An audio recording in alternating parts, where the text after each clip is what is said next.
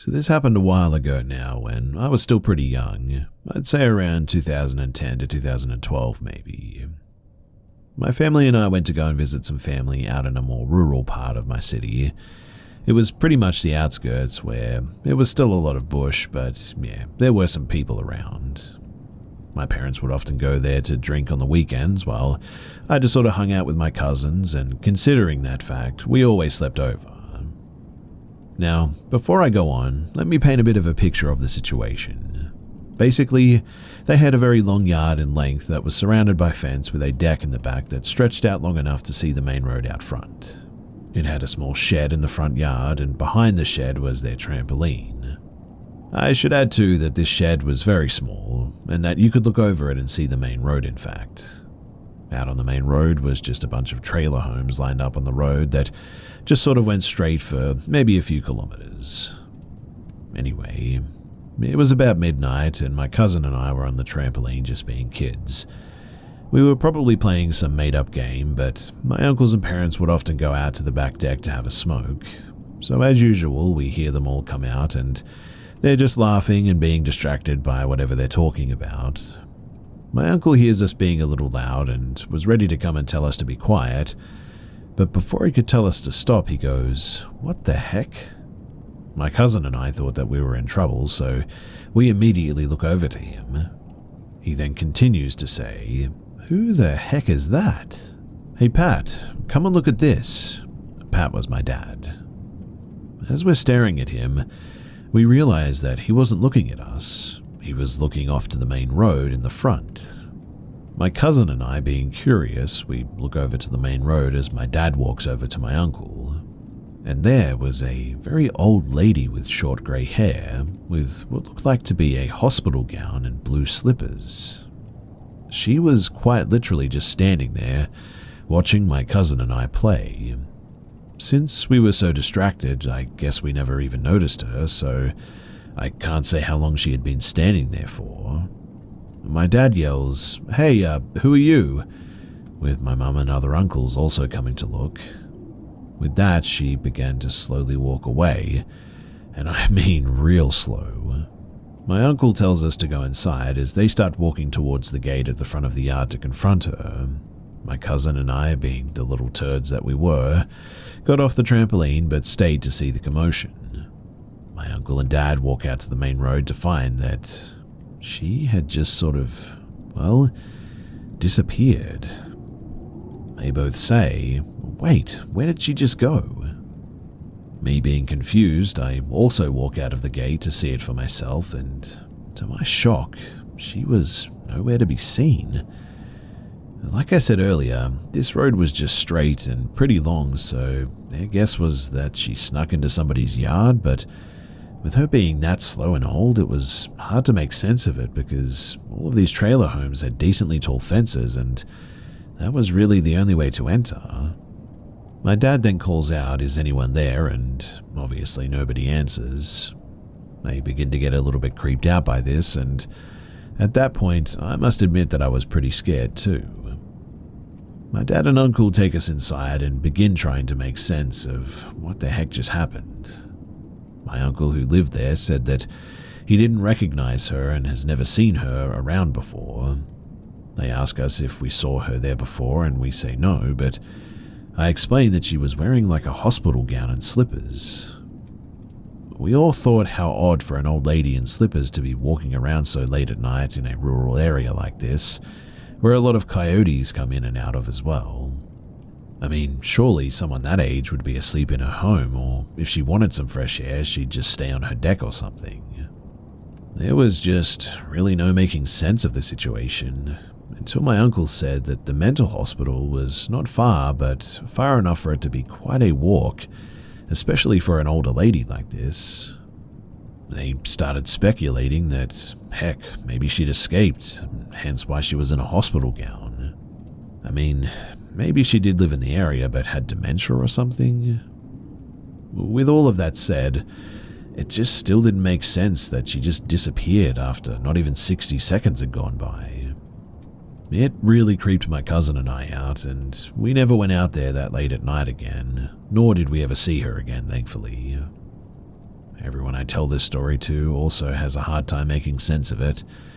So if anyone has any possible explanations or has gone through a similar experience, then please do let me know, because I still often think about this.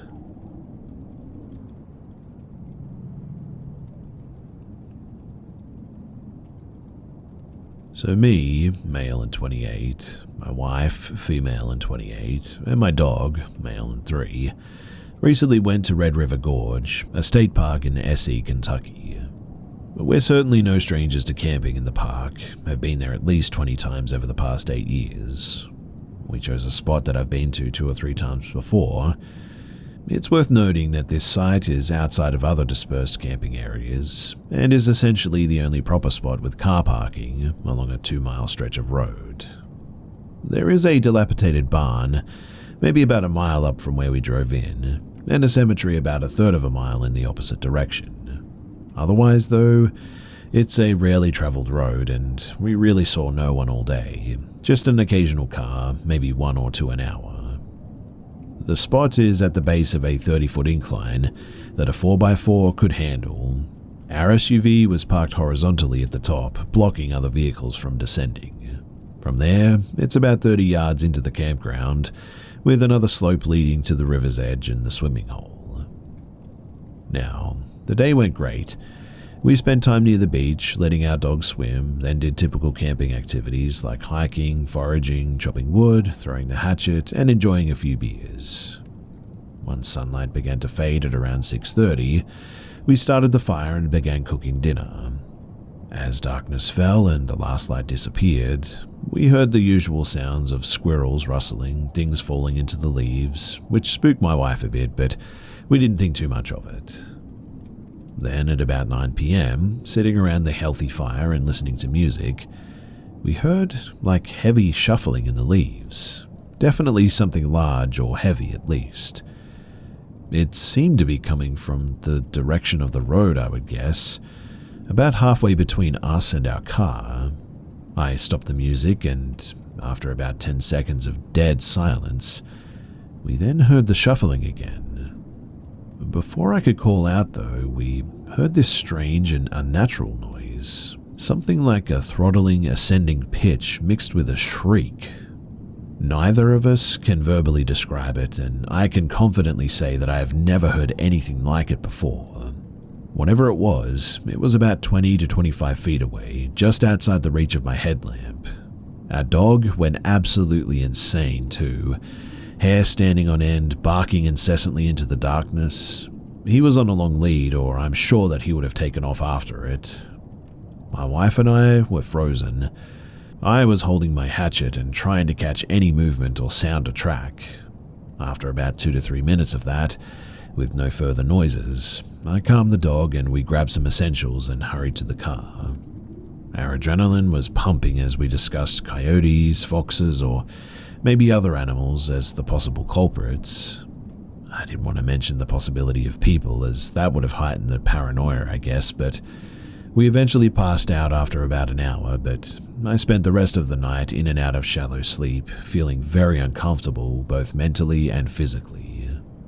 Now, at around 3 in the morning, right next to my head, I swear that I heard a singular knock on my window, like someone tapped the glass with one knuckle. My wife didn't wake up, and I scanned the outside of the car, but I didn't see or hear anything. I struggled to doze off again, and my heartbeat was rapid. When we finally got the first light at around 7 a.m, we cooked breakfast, packed up our campsite, and we got the heck out of Dodge. Also, I did check, but there were no prints or anything out of any sorts with our remaining belongings either.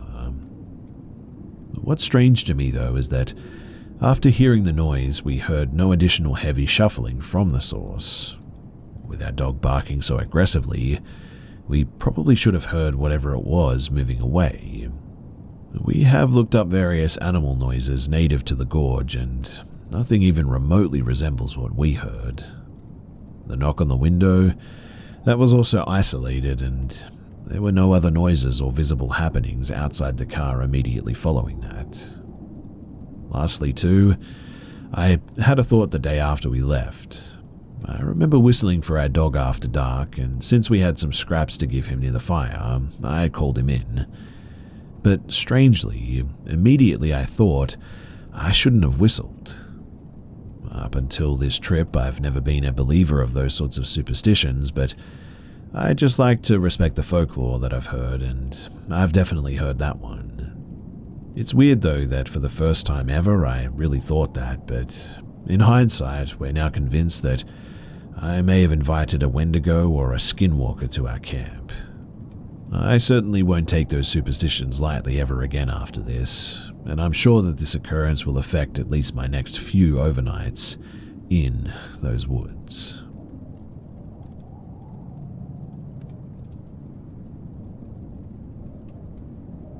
I work at a retail grocery chain, and in the store there is a liquor department which is sectioned off from the rest of the grocery store. I was working in that department when a man came in. He purchased a few alcohol shots and made conversation with me. Everything was pretty normal until he pulled an axe out of his back pocket. I was completely shocked, to be honest. It seems really odd to say, but seeing this very strange man rambling about how nobody would dare mess with him because of his axe, well, it made me freeze in my spot. He held it out in the open and kept mentioning how sharp the blade was. He cut his receipt in half on the counter in front of me to demonstrate just how sharp the blade was. He was mentioning how it would cut through bone and flesh. I tried not to escalate the situation and didn't really react or say much about the axe. I'm ashamed to say that I was sort of frozen and didn't tell him to put it away or leave or anything. I wanted to keep everything calm and get him out as quickly as I could. I let my supervisor know immediately once he left. She pulled me aside and asked me to describe the man. A security officer was able to identify the man on camera. My store manager ended up contacting the police. I gave a police officer my recounting of the events, and he informed me that he spoke with the individual outside in the parking lot and that they would be trespassed from the store. It was incredibly unnerving though, being in that situation, in an isolated area with somebody who seemed to be mentally unstable, holding a huge, very sharp axe.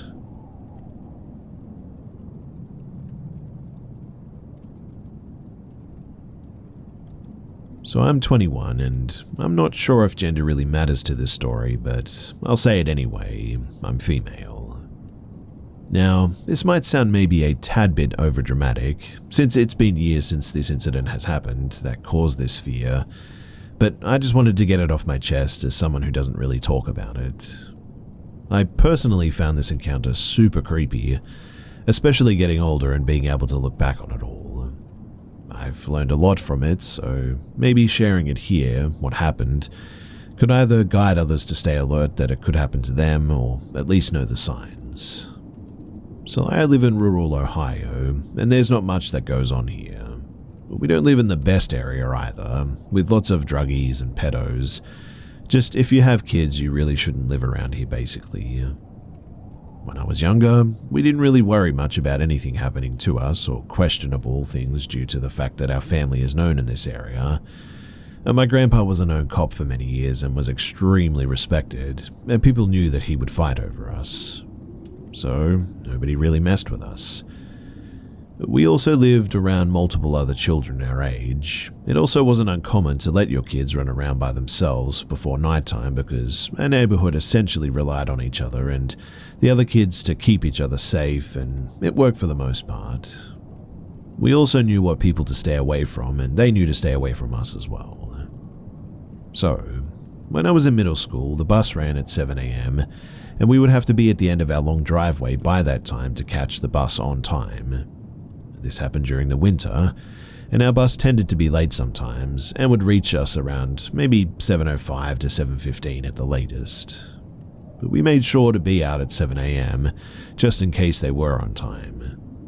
It was me and my two cousins. One was 4 years younger than me, and the other was a year older, but we were in the same grade. The road is straight where our driveway is, so cars come by multiple times, and you would be able to see if a car was slowing down and such, and they'd see us as well. We were always told to stand by the end of the driveway and always keep a distance so if a drunk driver or whatever happened to be swerving, that we would be okay for the most part. We were at the age where me and my cousin, who was in the same grade as me, essentially babysat the younger cousin, and we didn't have any adults accompanying us at the end of the driveway anymore. Now, it was super cold that day and the sun was just coming up, and we were annoyed because the bus was late while waiting in the cold. I noticed a car was coming, and again, this happened all the time, so it wasn't like I was checking it out or anything.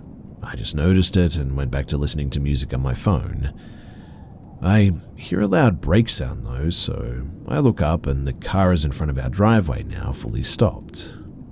The man in the car was waving his hand toward us to signal us to come closer to him, and of course I refused and was frozen in my spot because this had never happened before.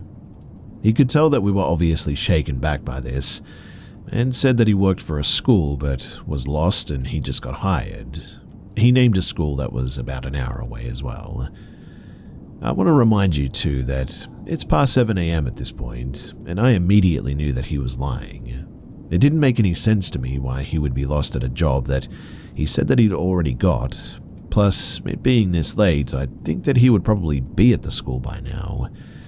What I'm trying to say is that there is no way that he would be lost to the point that he's an hour away from the district and signaling children to his car the way that he did if he was a teacher at all. It also made no sense to me logically how he would be lost from a job that he obviously had to go to in order to get hired for. This was before Zoom and all those things, I'm pretty sure.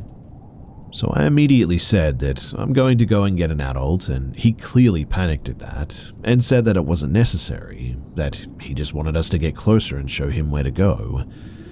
I pointed straight.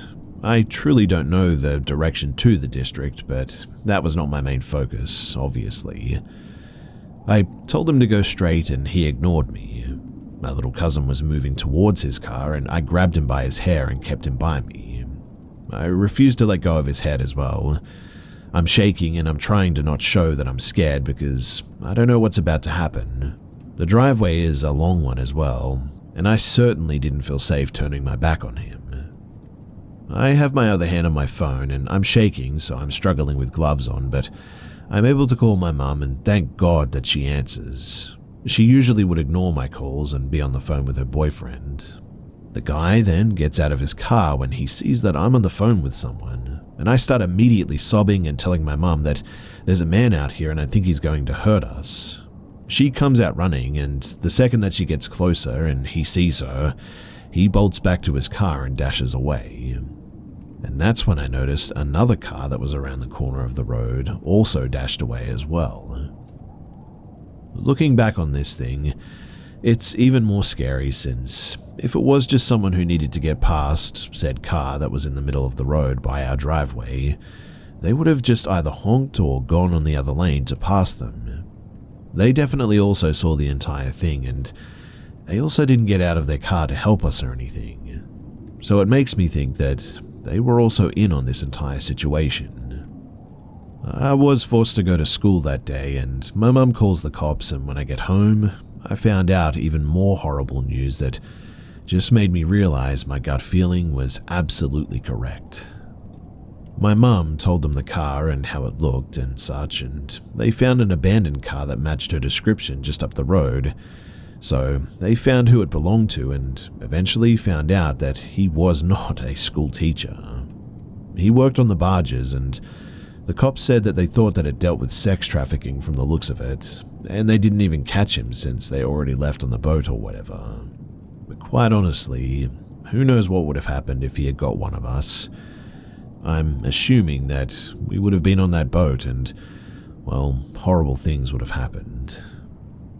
It still makes me angry that he was never caught and possibly other kids were victims of this. It's terrifying, and to this day I refuse to go near that road. I still have reoccurring nightmares from time to time about the whole situation. I'm always on alert now too, which I most definitely should have been more alert back then. But hey, I was just a kid and clearly didn't realize how it would have affected me in real time.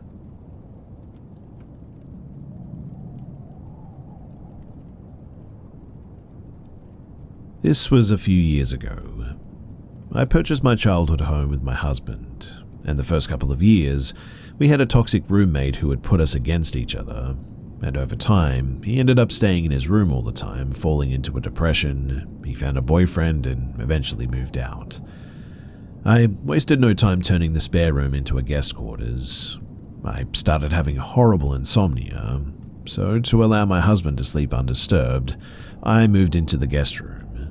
And this is where things got dark. So I finally found a healthy sleeping pattern, and it was working for me and I was getting some real sleep. That's when the nightmares started though. A clown was in the closet, but not just any clown, a demonic, evil, twisted clown. I'm not afraid of clowns in the slightest, but he kept telling me that I was to be his bride and that I needed to kill everyone that I loved in order to bring him fully into this world. And in my nightmares, I would plan with him and agree. I would wake up and the weirdest thing would be that the closet door, which had been closed and latched with an old school hook and eye latch, would be wide open and everything in it disheveled. I feared the ex-roommate's depression had opened a doorway for darkness to enter, as he was in a very vulnerable state when he occupied this room. After weeks and weeks of these nightmares every night, I finally decided to cleanse this room. I opened the front door and burned sage. My husband and I both have indigenous ancestry, so the burning of sage is a cleanse our ancestors held sacred. I started in the attic, making certain the smoke touched even the darkest corners, and cleansed room by room. When I began in the spare room though, suddenly the light bulb exploded. The doorknobs rattled. I didn't stop. I pushed until I felt the energy finally leave the home. My husband, who was outside with our dog now, knew when it was over. I never said a word because he saw the darkness shoot out the front door allegedly. We've had no issues since then. The nightmare stopped immediately, the closet door remained closed and latched, but I will never forget the hopelessness and darkness that I felt in those dreams. And I guess that I'll never know why it showed itself to me as a clown.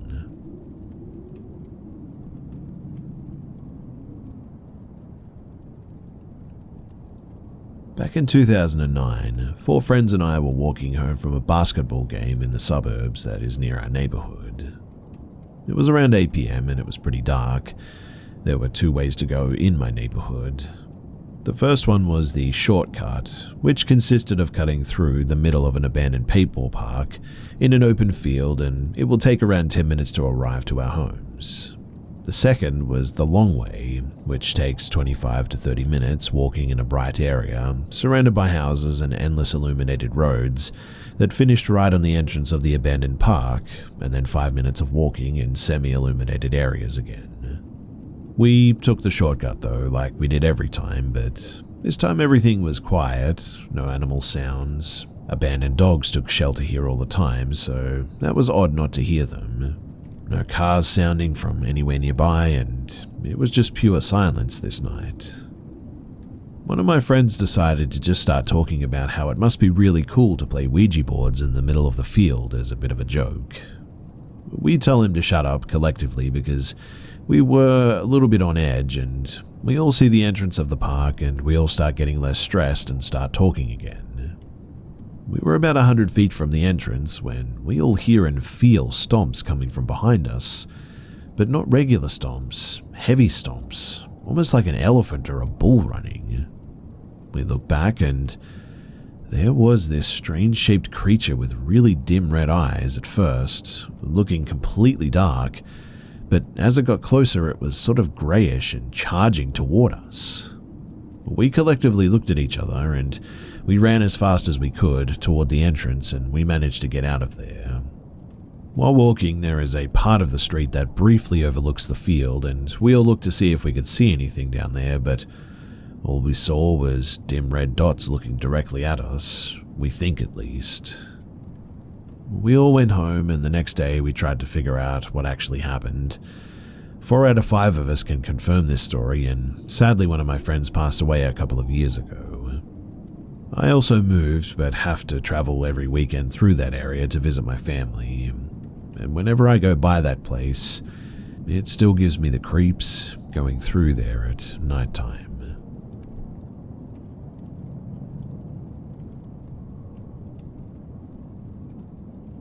I'm a 20-year-old man from the Philippines, and even though this incident occurred back in 2013, over a decade ago now, I still find myself haunted by it every time that I return to my hometown. At the time, I was just an 18-year-old college student. It was the night of our department socialization party, which had wrapped up at around midnight. As the only one among my friends with a car, I had always taken on the role of the designated driver. After dropping my friends off at their homes, I was parking in my usual spot, just a few houses away from my own, due to the limited parking in our area. I was about to exit the car when I noticed a girl standing near the entrance of the alleyway leading to my house and several others, wearing a shirt with our department's logo. I assumed that she had just walked back from the party. In front of her, a man in his late 20s, clad in a hoodie, stood ominously, seemingly blocking her path. The girl, she immediately locked eyes with me, and I recognized her expression. It was a silent plea for help. Instinct kicked in. I grabbed my bag and stepped out of the car. The man, noticing my presence, began to walk into the alleyway. When I reached the girl, he had thankfully vanished from sight. It felt as though whatever threatening situation had occurred moments before, that now it was over and I was tempted to walk away. But then I caught sight of the strange man again. He was leaning against the wall of a nearby house, his gaze fixed on me. A chill ran down my spine, and just then the girl called out from behind me. Her voice trembled with fear, and I saw her approach, visibly shaken. "Can you walk with me to my apartment at the end of the alleyway?" she asked, explaining that the man had been silently blocking her way. I glanced back at the man. He appeared intoxicated, perhaps drunk or maybe even on drugs. We began to walk. Our breaths shallowed as we passed by him. After putting some distance between us, I glanced back, and to my horror, he was now following us. We had already passed my house at that point, but I couldn't leave this girl to face him alone. As fear coursed through me, she suddenly broke into a full sprint, and I had no choice but to keep pace with her. We reached the gate to her apartment, and she hastily swung it open, slamming it shut behind us. We then dashed into the building where a second gate stood, this one smaller, likely designed to keep pets from escaping. She opened it, and we slipped through just as the sound of the man approaching the first gate reached our ears. We bolted up the stairs, making our way to the third floor. Breathless, the girl knocked urgently but softly at her apartment door, and after what felt like an eternity, it swung open, revealing her friends, a guy and a girl around her age. They looked bewildered but quickly locked the door behind us and led us into the bedroom. They turned off the lights, and we all just sort of sat there silently with our hearts pounding. The girl suddenly broke down in tears, recounting the terrifying events to her friends. She revealed that the man had been following her for at least 10 to 15 minutes, and she expressed relief at having seen me. Unsure of what to do next, I called my aunt, who was staying at our house that night. Thankfully, she answered swiftly. I urged her to call the police, and at this time we could now hear the man pacing around the apartment, seemingly looking for us. He was mumbling something that we couldn't quite hear well from the other side of the door. A few minutes later, my phone rang with an unknown number. It was my uncle, who was a policeman, reassuring me that help was on the way. What felt like hours dragged on, and eventually the police did arrive. My uncle instructed me via phone to come downstairs and recount the ordeal to the officers. They informed us that they had seen the man wandering around the gate and eventually into the far end of the alleyway. Once the police had finished their inquiries, they allowed me to go home. I recounted the entire story to my aunt, who urged me to go get some rest. Despite my exhaustion, sleep eluded me as my mind raced with thoughts of the strange man. I mean, what if he had caught up to us, armed with a knife or some weapon? I fought to dispel the terrifying images racing through my mind, but I just couldn't shake the feeling that he might be watching me in the dark, a knife glinting menacingly in his hand.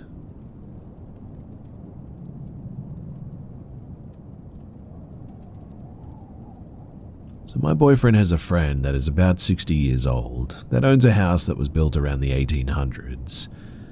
The house is in the middle of nowhere, secluded from any other houses for miles. It's the only house in the area surrounded by trees, and to add on to the uncomfortable environment, the house does not have a streetlight since it was built in the 1800s.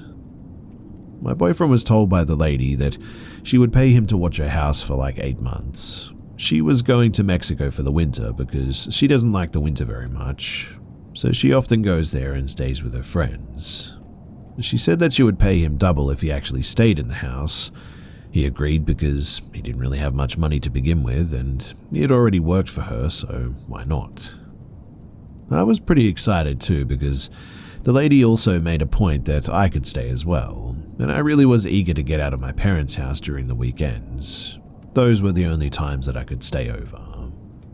My boyfriend started staying the night before me though, and he would always come over to my house and tell me that he's going crazy at the lady's house because he feels dread and like he's just unwelcome there. I, knowing my boyfriend, thought that this was one of his overreactions. He has them in certain situations that he's not familiar with, so I told him that I'm pretty sure that it was fine, but man, I was so wrong. So the first weekend I stayed there, it was okay. I felt a bit off, I guess, but my boyfriend insisted that we check the whole house top to bottom because he felt as though someone was in the house. I didn't think so, but I said okay in the end. So we started checking the house and we checked every room top to bottom, even the basement that was more like a dungeon to be honest. And there was nothing. So I told him that there was nothing and to just let it go and to just go to bed. We went into the bedroom and he locked the door and put his knife under his pillow. I didn't ask why in the end because I thought that I knew, and we just went to bed. The next day we packed and we went to town to get some groceries for during the week so that he didn't have to pay for Wendy's for lunch during his shift. We made it back to the house and it was almost pitch black darkness at this stage. We went around to the back and opened the back door, stepped into the house, closed the door and walked a few inches away from the door. And that was when the doorknob started turning, as if someone was turning it from the outside. But I can assure you that there was nobody there. We bolted out of the house and we had gone to his parents' house to explain the situation, and his mum gave us a silver necklace. But yes, unfortunately, we had to return a few days later, and this time it was worse. We had arrived when it was dark, and my boyfriend quickly ran to the back and unlocked the door so that he could open up the front sliding door. I had grabbed my stuff and realized that I'd forgotten my phone, so I walked back out the sliding door and suddenly it just smelled like rotten eggs, and it wasn't the septic or anything rotten like that. My boyfriend even came to see what I was concerned about and smelled it. I retrieved my phone, went back inside, and I went to the bathroom. And it was then that I heard something fall in the kitchen. I ran out after I used the restroom and I asked my boyfriend what happened, and he said that things started falling off the wall in the kitchen. The lady had these like bird sculptures on the wall and a couple of them had broken. We eventually did fix them, but we then slept in the truck after that. Now, the next week we came back to the house and it was 85 degrees in the house, when usually we'd have to wear coats because the lady likes it somewhat cold in there, and it also saves on electricity and all that. We for sure know that we didn't do it, and the lady's other friend hadn't been in the house that week, and also she would never touch the thermostat ever, so we were kind of confused by the temperature. Then we found out that all of the doors were closed. It's not odd for the doors being closed per se, because the lady likes the door closed. Well, all except one during the winter, the laundry in the pantry room, because her pipes would freeze if we didn't keep the door open. But it was closed and there had been nobody in that home, and we certainly didn't close it too. The next day, my boyfriend was changing his oil and I had to use the restroom. And it was then that the doorknob started turning, and I honestly thought that it was my boyfriend, but no, he was outside the whole time. Then when I opened the door, the basement started creaking open. And yes, the basement does have wind drafts, but hear me out, because the whole house except for the kitchen has this thick carpet, so it would have been impossible for the door to creep open against the carpet with small airflow like that. The following week, though, we felt as if we were more in danger than previously. We got so uncomfortable that we had to stop going there in the end, and my boyfriend the previous weeks had already stopped staying there alone after the first incident of the doorknob turning. It was nearly impossible to stay there, even when we constantly came back, but we wanted to watch her house, and it wasn't just for the money, but for the lady too. We eventually actually heard that the lady had an experience where she woke up for work early in the morning. It was dark and she went out to start her car, and she was in the car when she heard something knock on her car window. Apparently she went out and looked around, but she didn't find anyone. May I remind you too that her house is literally in the middle of nowhere, miles away from any other home, so why and how would anyone be knocking on her car window in the pitch darkness in the very early morning like that? She doesn't believe in the paranormal, but she has definitely had weird things going on in that home, and she admits it. Anyway, I just wanted to share these experiences of the most haunted house that I have certainly ever stayed at.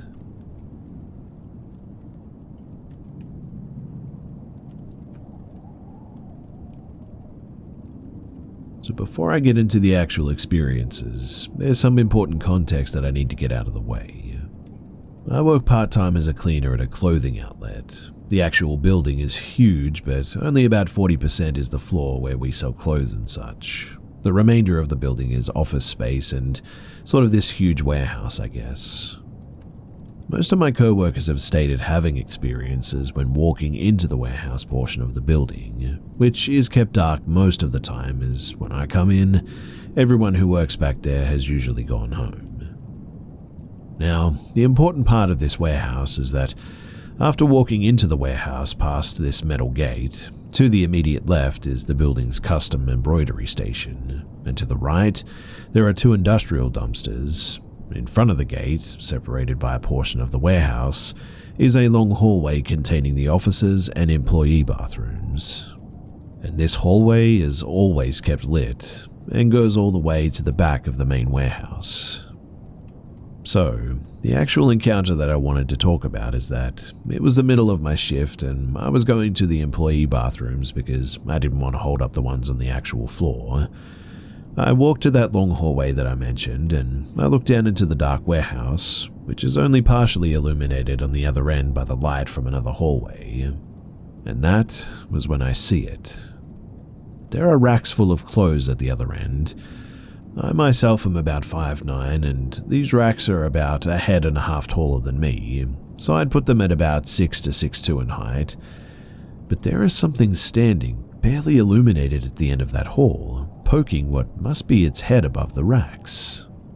It's like when you see a shadow moving out of the corner of your eye, but instead I was looking dead at it. Its head was amorphous, a blurry shape, but it was easily taller than these racks, when I immediately see it pull back an arm from beside the rack and duck away out of sight without a sound. Two of my co-workers, one of which being brand new and the other being my manager, both reported having an experience exactly like this too, seeing something duck away out of sight. There are plenty more experiences that I've had in this back warehouse, but this one has been the one that's always been nagging me the most. So, is anyone familiar with what this could have been? This same building's been a clothing outlet since way before I got my job, easily since a few years before 2000. All of us employees who have encountered this specific thing have just been calling it the ghost, but quite honestly, we have no idea what it actually is.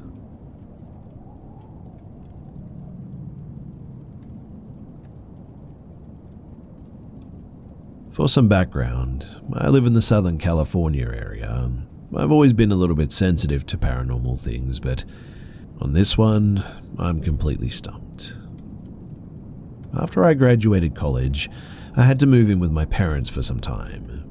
I'd been there since, but it hadn't been too long, and I haven't spent much time in this house prior to this. It was bought while I was in college, so only holidays really. But in the last couple of months, I've had a lot of paranormal things happen, such as doors closing, hearing noises, shadow figures, etc.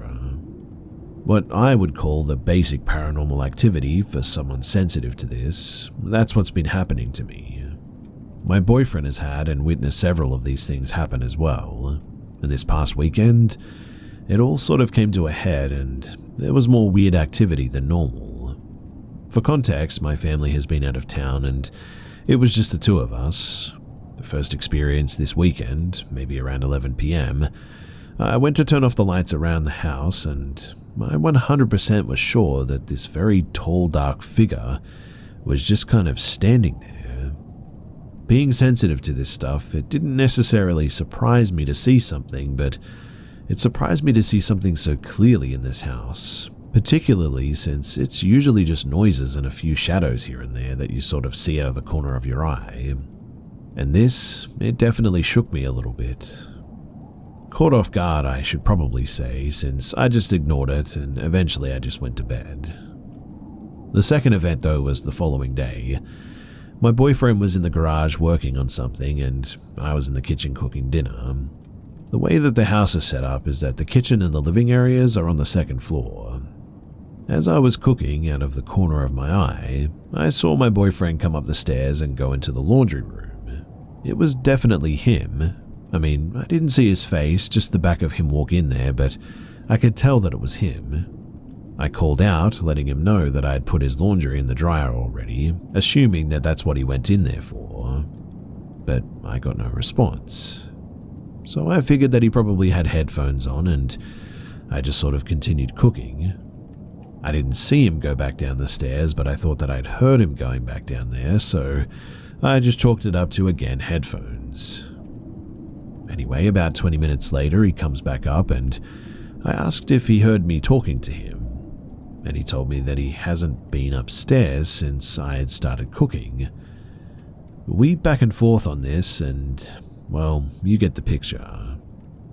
I mentioned both of these events as maybe, well, they're related in some way or something. There isn't too much activity in the house other than what I mentioned, doors closing, weird noises, etc. I've only personally seen shadow figures every so often and just sort of peeking around things in this house. I had never seen something stand before me like that before. My best guess was maybe a mimic. I don't know much about those in particular, but all of this just seems a little bigger than what I had experienced in this house before. I'm wondering if maybe someone has some insight about, well, what could possibly be going on here. Why all of a sudden, why it's ramping up seemingly, and also if there's anything that I can do about it.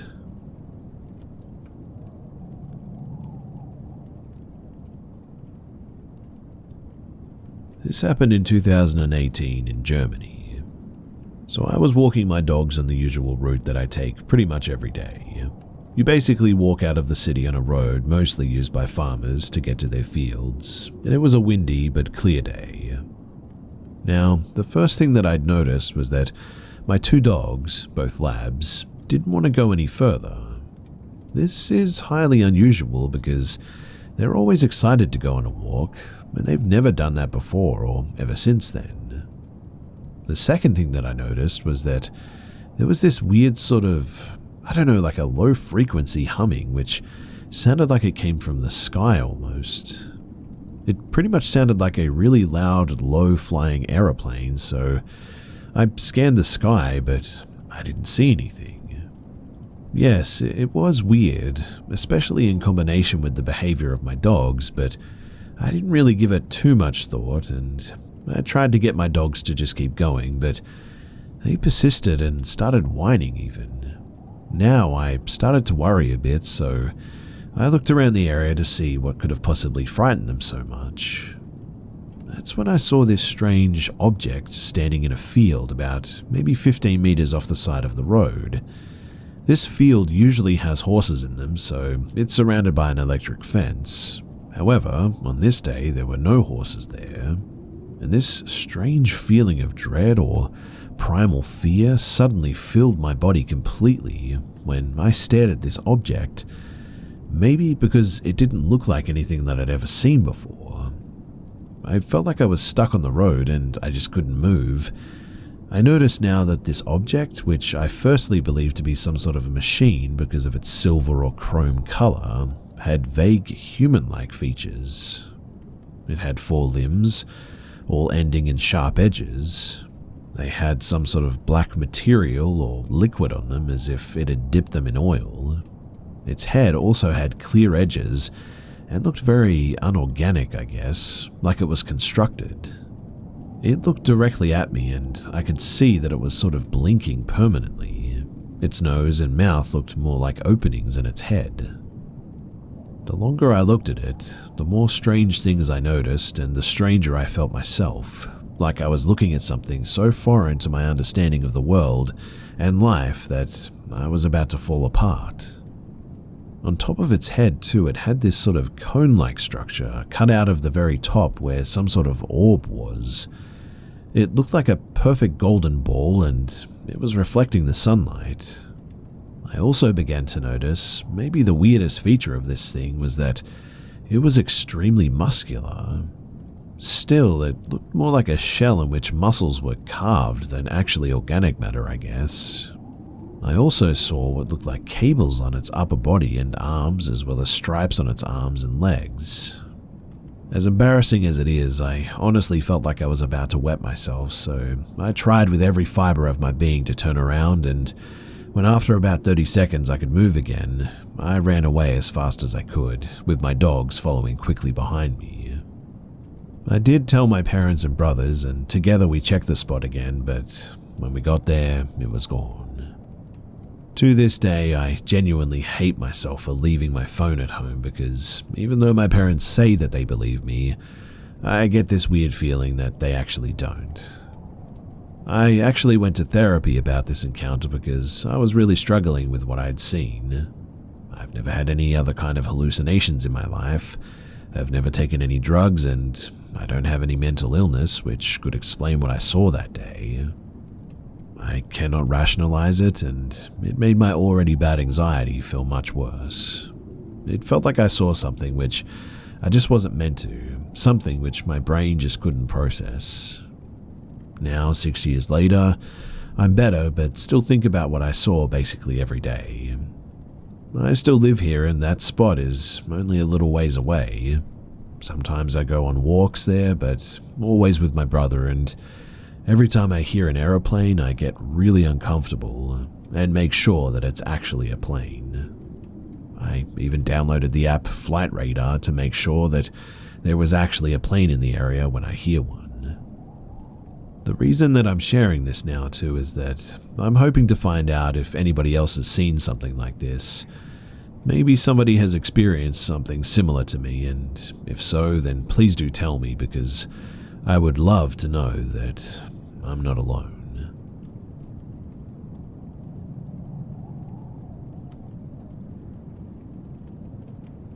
Back in 2018, I had a part-time job up in Silver Spring. I didn't have a car, so I'd have to use 2 buses to get to downtown Silver Spring. The commute was maybe about an hour each way, and I worked nights, so on weekends, I'd get out especially late, around 11:30 p.m. or so. The buses stopped running around midnight, so I'd usually manage to catch the first one, but if I was unlucky, I'd have to walk home from the second station. The second station was Shady Grove Metro, which wasn't too bad since it was up the road from my neighborhood, a 1.5 mile walk. The sidewalk ran alongside a usually busy intersection and highway, but at this hour, it was dead quiet.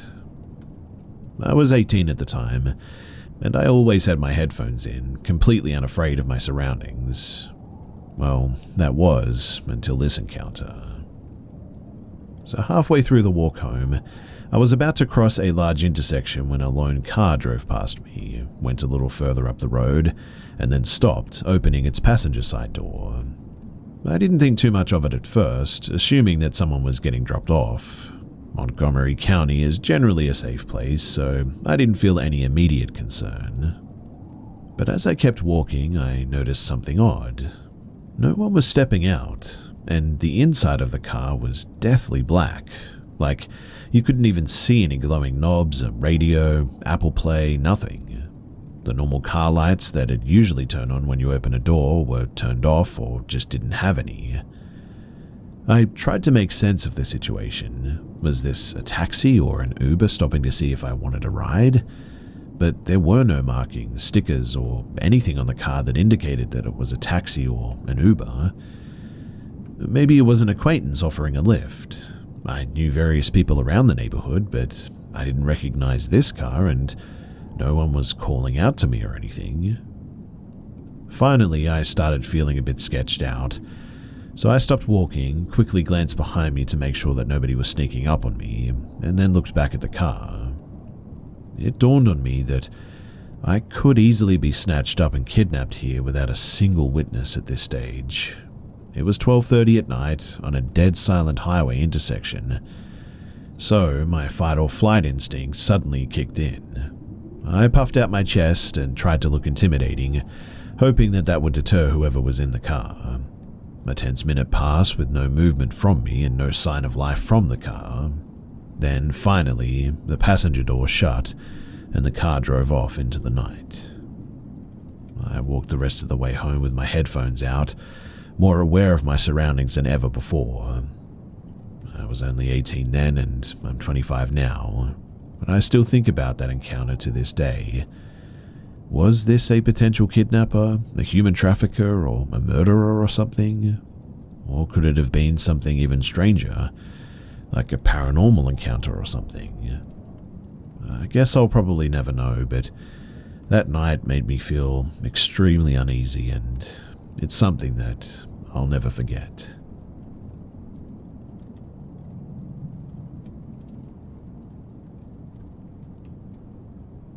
So there were around 7 of us, and I once invited my classmates after school to play a game of hide and seek in the college that my dad used to teach at. They didn't have their own buildings, so they rented out one for 2 levels of an office building, so there must be some history to it or something. There were still some college students around, so we decided to play in an area in the far end of the building. We chose the seeker and then we started the game. Since there is just a limited space where we could play, we decided to all hide together in one room. It was a rarely used computer room at the end of the balcony hallway. The others, they hid under the tables and even above them, since every table has a sort of separator for privacy and can keep them hidden. So me and my classmate Kurt, we did the same. We both went under the table and there was another classmate hiding in front of us facing us so we could all see each other. Kurt went under the table with me and was sort of giggling the whole time curled up, covering his face like in a sulking position. It was then that I noticed, though, that he was weirdly pale. He was brown-skinned. I asked him to quieten down, but he just wouldn't listen. I was shaking him, trying to make him stop, and he just kept giggling until the seeker found all 3 of us. After we got found, we went out and stood up, and there we saw our confused classmate Kurt, confused as to how he was found by the seeker under the table sitting beside me when he was actually on the top of the table, curled up, and was not sitting with me at all.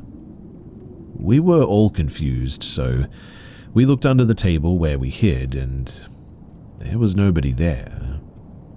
I asked our classmate hiding in front of us if he saw him hiding with me, and he confirmed that he saw him giggling in a sulking manner. We both couldn't see his face, but the rest of the appearance was all exactly like Kurt, like the Kurt that we know. We asked the seeker how he saw everything, and he said that he never saw anybody on top of the table, but under the table were me and Kurt. We were both there. After a moment of realization, we ran out of that room as fast as we could. They went home and I stayed at the room where my dad and his co-teachers are. After I told them what happened, they told us that apparently a student from some past college, who unfortunately self-deleted, he was at the balcony in front of that room where we played in. This was the closest encounter that I've had with anything paranormal before. I've had a few more, I think at least, and I always couldn't see their faces, which, I don't know, is probably better, I guess. Still, it's really just so unreal to me, and I always think about how something like this is possible. It makes me somehow feel glad that I was not the only one who saw it, because, quite honestly, if I was, I probably would have thought that I was hallucinating or that I was going crazy.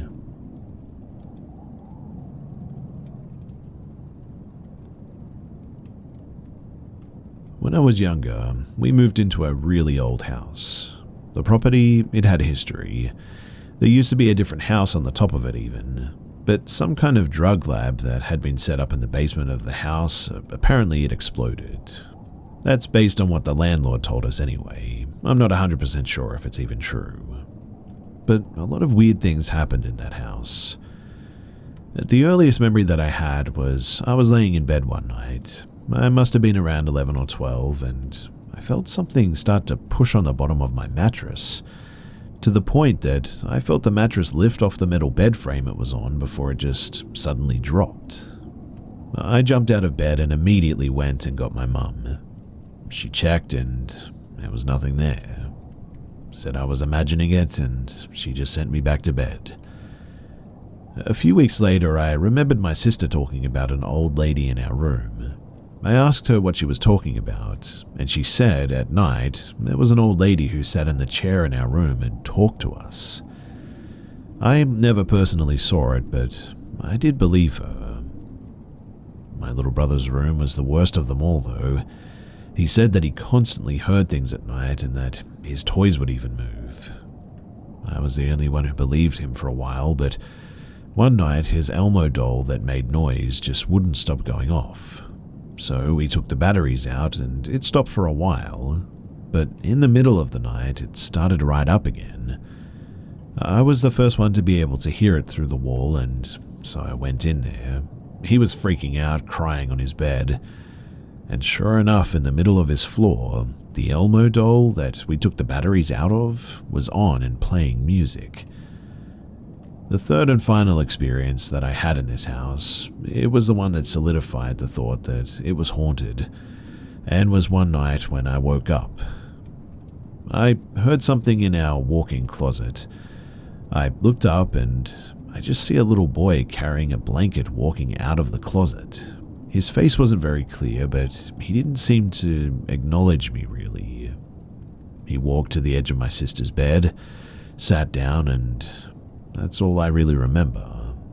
I think I either must have fallen back to sleep after that, or maybe passed out or something. But I thought about this for a long time. We moved apartments a lot, and I constantly remembered hearing things, feeling like I was getting random little touches. I remember one day I was sitting in my room in one of our old apartments, and clear as day I hear a little girl's voice saying hi behind me. When I turned around, there was no one and nothing there. I remember hearing multiple times my mum's voice and her calling for me when she wasn't even home. One day I had a dream, and a sudden black figure is the best way to describe it, appeared in it, and it woke me up immediately, and when I opened my eyes, there it was, right next to my bed. I sat up and practically screamed, but when I blinked, it was gone. No one else in my house seemed to experience these things, only ever me, but even then, when I was in my room at night, every time I turned the lights off, I always just felt watched. I think the most recent one, though, was I was sitting in my living room one night playing games at around 2 a.m. To be fair, it was pretty dark in the room, but I looked over, and just around the corner, I swear that I saw something move in the shadows. I ignored it at first because I knew that I could just be a little paranoid sometimes. But the second time, it was for sure moving. A tall shadow figure, almost reaching the ceiling, kind of leaned out of the shadowy corner and waved at me. Once again, the room is dark, so I can barely see this, but I literally sat there and stared because I thought that my eyes were playing tricks on me. But then I saw it move so clearly. My heart dropped out of my chest and I jumped up to my feet quickly, turned on every light that I could, and I just was in panic, I guess. I told my mum and asked her if she had gotten up at all that night, and she told me no and just kind of rolled her eyes at me like she always does, told me that I was being paranoid and to go to sleep.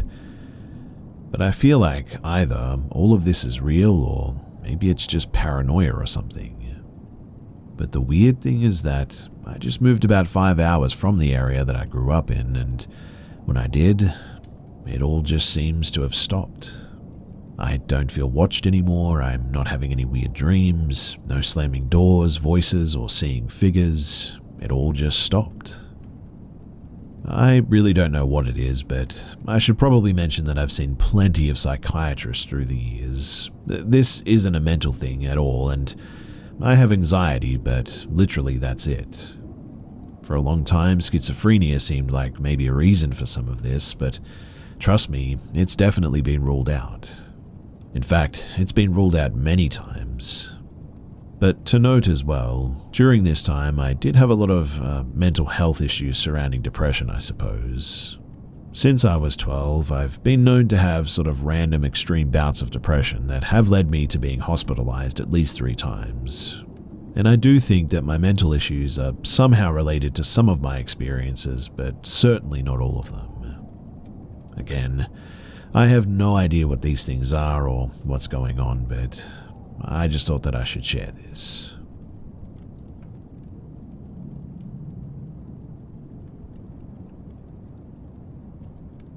I lived in the Appalachian Mountains my whole life, where the woods are thick, tangled, and full of mystery.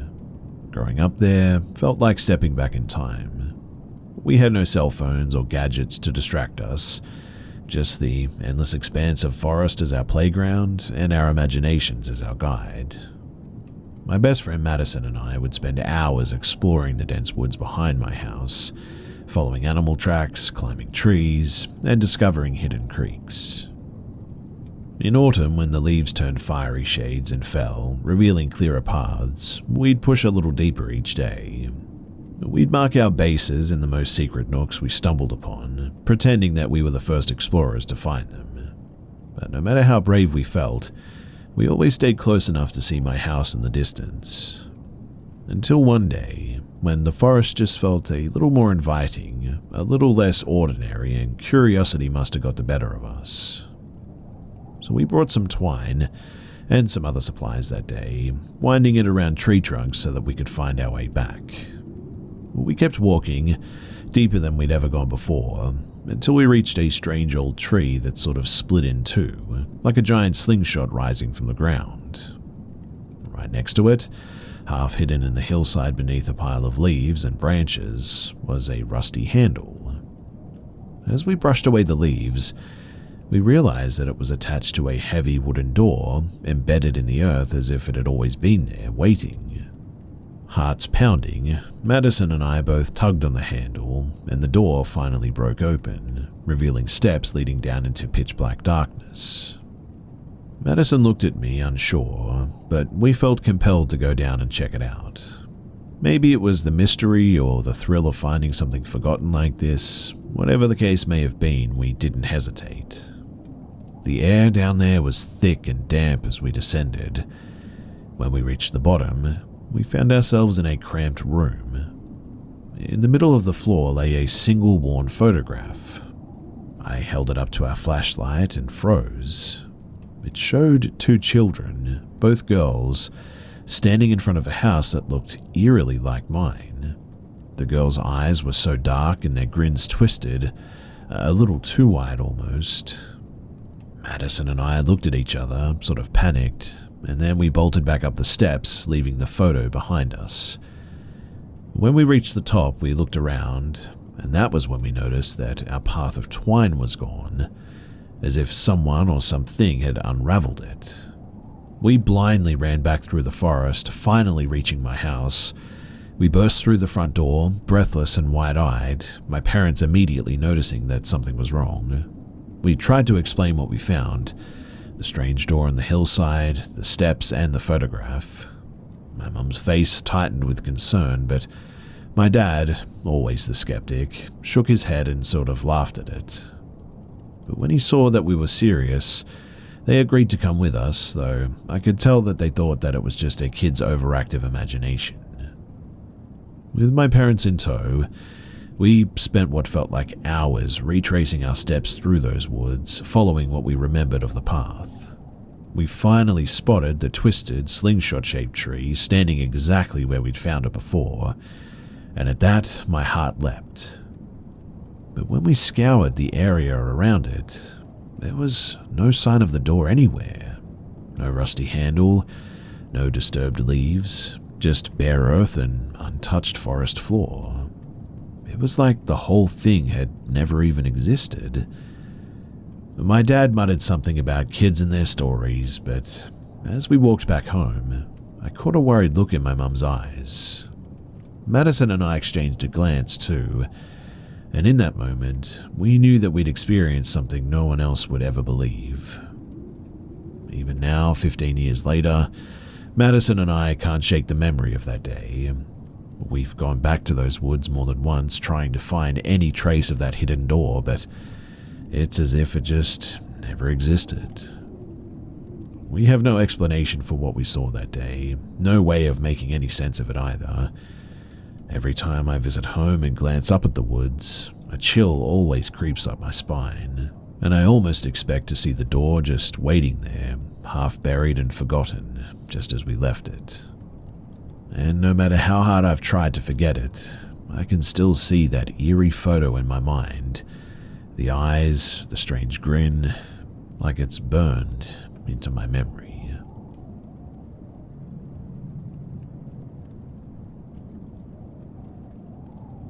So there was a time in my life where I was running weed from Mexico up to Tucson. I was arrested several times, and this is what happened during the last time that I was arrested. So I was arrested and then spent some time in a federal cell in Tucson. I had a top bunk next to the guy that ran the 2-for-1 store. His name was Carl. Now, when I was in high school, I read a story in the March 4th, 1966 issue of Life magazine about a guy that killed some people in Tucson. He was called the Pied Piper, and his name was Charles Schmid. That article reported some details that stuck in my head, and this is important. So Carl rolls over one day and tells me he was out in the desert practicing with his guns. Carl was a hitman and that's why he was in jail. He tells me that he was coming back when he sees this girl along the side trail. She's wearing a bathrobe, and Carl describes it pretty much the same way as the article. And then Carl says that he can see the desert through a hole in her head. She's saying, help me, and he realizes that she's an apparition, so he walks on. Sometime later, he's going back out to shoot his guns when he sees some guys digging in the trail that he was on. Now, Charles Schmid was one of the only mass murderers that was ever convicted of a murder where the body wasn't found. After his conviction, he led authorities to the location of the body, which happened to be in or about the trail where Carl saw the apparition. Carl was a quiet and dead serious type. When you're behind bars, you get a feel for the types around you as well. You could tell that Carl played for keeps, and he wasn't the type to beat you up, but he would kill you. To illustrate that point too, there was an incident in the cell where something happened in a card game. One guy was facing off with about 6 to 8 Mexicans. The guy was a big, strong, crazy type, but only one guy. He called Carl to help him, and the Mexicans just sort of disappeared into their bunks. They would fight the crazy guy, but not Carl. He just had this aura about him. I had related this story a few times over the years, but I thought that it would fit here as well, so I thought that I should share it.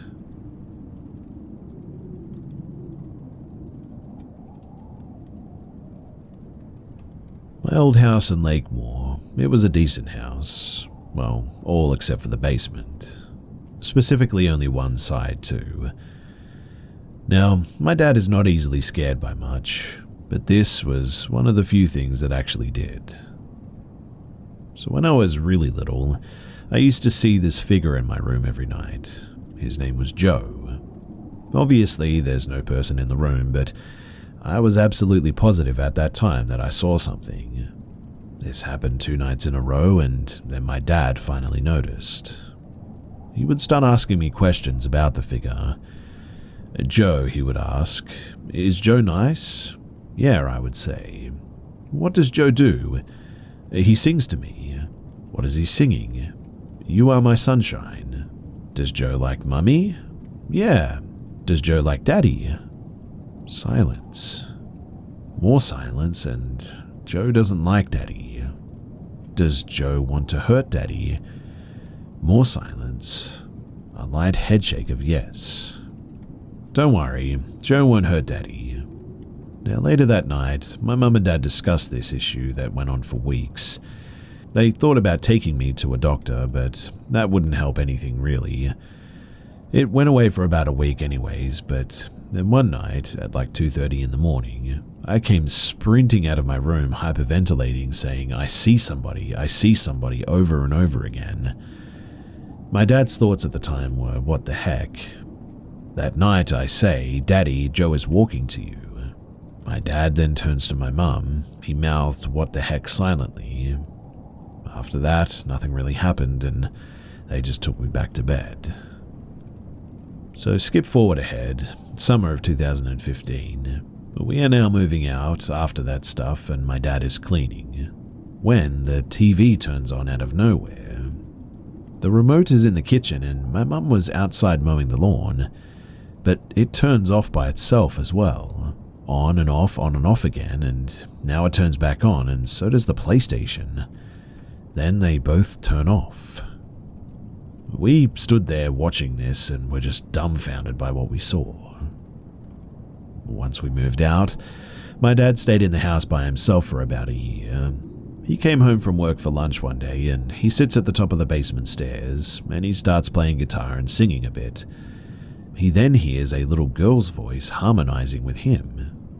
He stops and nothing. He plays again and it happens again. Then he stops and it stops too, and later that day he tries again after work, but it never happens again. 2 months later, he's in the kitchen making oatmeal and he feels a distinct tap on his shoulder. He turns around startled and there's nothing. He continues to make food and he feels a slight tug on his shirt. Now he's freaked out and jerks around, but there's nothing. Then he hears a super faint whisper, "Mario." Mind you, Mario is my dad's name. And upon hearing that, he quickly scurried out of there. Later that day, he's doing the laundry in the basement and the light on the other side of the room turns off. He pretty much says heck no to that and runs upstairs. He had a dream that night of a house in the 1800s in the same house that he lived in. There was a young girl named Ernie, short for Ern Stella. Her dad would often take her to the basement to whip her if she misbehaved. In the dream, one time she was beat to death. Then as the dream started to end, he heard whispers saying, help me," over and over again. The next day, he calls his friend, who just so happens to be a certified ghost hunter. He got an EVP mic set up and gave it to my dad to borrow. He didn't set it up for a few weeks, but once he heard random bangs in the basement, he knew that something was up, so he finally set it up, and the next day, he finds a loud growling noise in the recording. He then went downstairs behind the stairs to find a boarded off area, sort of made of drywall. He unscrewed it all, and when he took it down, a whoosh of cold air hit him really fast, he says. Then the hairs on the back of his neck stood up, and he ran up those stairs the fastest that he'd ever run. His friend told him to board it up and to never go down there again. He did this, but he first shined a flashlight in there. It all looked pretty well lit up until he hit one corner where For whatever reason, it just didn't seem to light up from the light. He went down later to sage the space and write a Bible psalm on the wall to command whatever was down there out. The banging continued for several nights, though. Now, after all of this, one day he just had enough. He went down with Sage and started yelling random commands to get out like a maniac. And after that, surprisingly, nothing else happened. He went to get the records on the house because he was curious, and the only records is that it was built in the 1920s and that my parents bought it in 2010. Him and the agent both thought that it was weird, especially because they discovered that there were apparently records, but they went missing in 1999. The only thing that they found in that place is that the house was built on a Native American epic battleground in the ancient times. A lot of people died there and were buried there too, apparently. He eventually moved in with us after that, and thankfully, no other things have happened ever since then. Trauma is never a big deal until you are one with it. And honestly, I'm scared to death hearing all of the stuff that my dad told me. And I just really hope that it's all over now.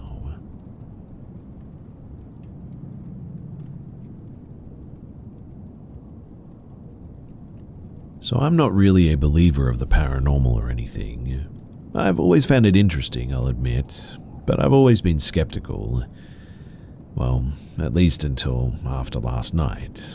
And now I'm really not sure what to believe. This story happened on November 3rd at around 4:30 a.m. So I had just gotten out of a relationship with my ex. For the sake of keeping her anonymous, I'm going to call her V. Now, V and I were in a relationship for a year and a half before we had mutually agreed to end things. Still wanting to be there for each other though, we both agreed that we'd still want to be friends. Now, on November 3rd, we planned on hanging out at the beach, so that's what we did. We went to the beach and we had some fun. Freshly broken up, feelings were still there obviously. I'd be lying if I said that we didn't kiss or hug or anything like that. But after the beach, I dropped V off at home and I went home myself. We called and texted full of excitement because of our day of being with each other again. Then I tried to be funny and I made a bit of a joke about how I should sneak over to V's later that night and we'd go for a night walk. Stupid teenager things, I know, but anyway, that's really what happened in the end. She didn't fully know that I would show up, but she knew that I was serious about it. So I took an Uber at around 2 in the morning and I showed up. I snuck over to her window and woke her up. Confused and tired, V agreed to come on a night walk with me. We began walking and we talked a bit. Of course, there was still some underlying feelings between us because we had started talking about it. And as we continued walking, I turned down the street that led to the park, hoping that we could just sit and talk for a bit. But V suddenly froze. She told me that it was a bad idea to go to the park and that she had a weird feeling about it. So we just continued to walk around her neighborhood instead. V and I got back to her house, and by that time we had gotten into an argument. Well, not an argument, I guess, but more so we were talking about how maybe being friends isn't healthy for us right now. We stood outside and poured our hearts out, both hurting and in pain. And it was around this time that we started hearing things, like footsteps. Ignoring it, we continued to talk, but the more we talked, the more we started feeling hurt and vulnerable, I guess, and the more the noises started getting louder too. We began to hear footsteps from all directions, movement seen from the corner of our eyes. Suddenly, V stops. She slowly walks to me and whispers, "I think someone is out here with us." Then we heard something move, like the crunch of a leaf. We jolted and looked around, but there was nothing. Now, it's this next part that it still freaks me out. So after hearing that sound, we began to hear this noise, like music. But it wasn't music, really. I mean, maybe it could have been, but in a different language, in a different genre that I'd never heard of. But it wasn't really music. It sounded more like an imitation of it, I guess. I turned to V, and the look on her face was full of fear. She hugged me, and this feeling was like nothing I'd ever felt before, just absolute dread, and it was sickening right down to my stomach. V let go, and we both knew what we had to do. She ran back to the side of her house, where her window is, and I followed. But the music, or whatever it was, got louder. I suddenly couldn't really think straight too, and all I felt was dread. As the music got closer, I told V to get down. And this is the next part of the story where I genuinely need some answers from. So I pulled out my small pocket knife and I told V to call the police. The music was now getting louder, and it was like almost an itch or an urge suddenly came upon me. Something was pulling me to it. Something in my brain was telling me to go to the noise, but I thought, why would I think that? It was really loud, like it was filling up my brain, and I just couldn't really think straight anymore. The only thing that I knew to do was keep V safe. The music sounded like it was only a couple of yards away from us now, and that something was there. I began to tell V to call the police, and she pulled out her phone and just sort of froze. I kept repeating myself, but she just wouldn't cooperate. The music got louder and I couldn't hear anything. V suddenly began to dial 911 and she stopped. V then turned her phone off and put it down. In that moment, I felt like it was over. The noise was getting closer, my brain couldn't think, I felt really scared and weak all of a sudden. I knew what needed to happen, but if it was going to approach us, I knew V was going to be kept safe. I knew what needed to happen.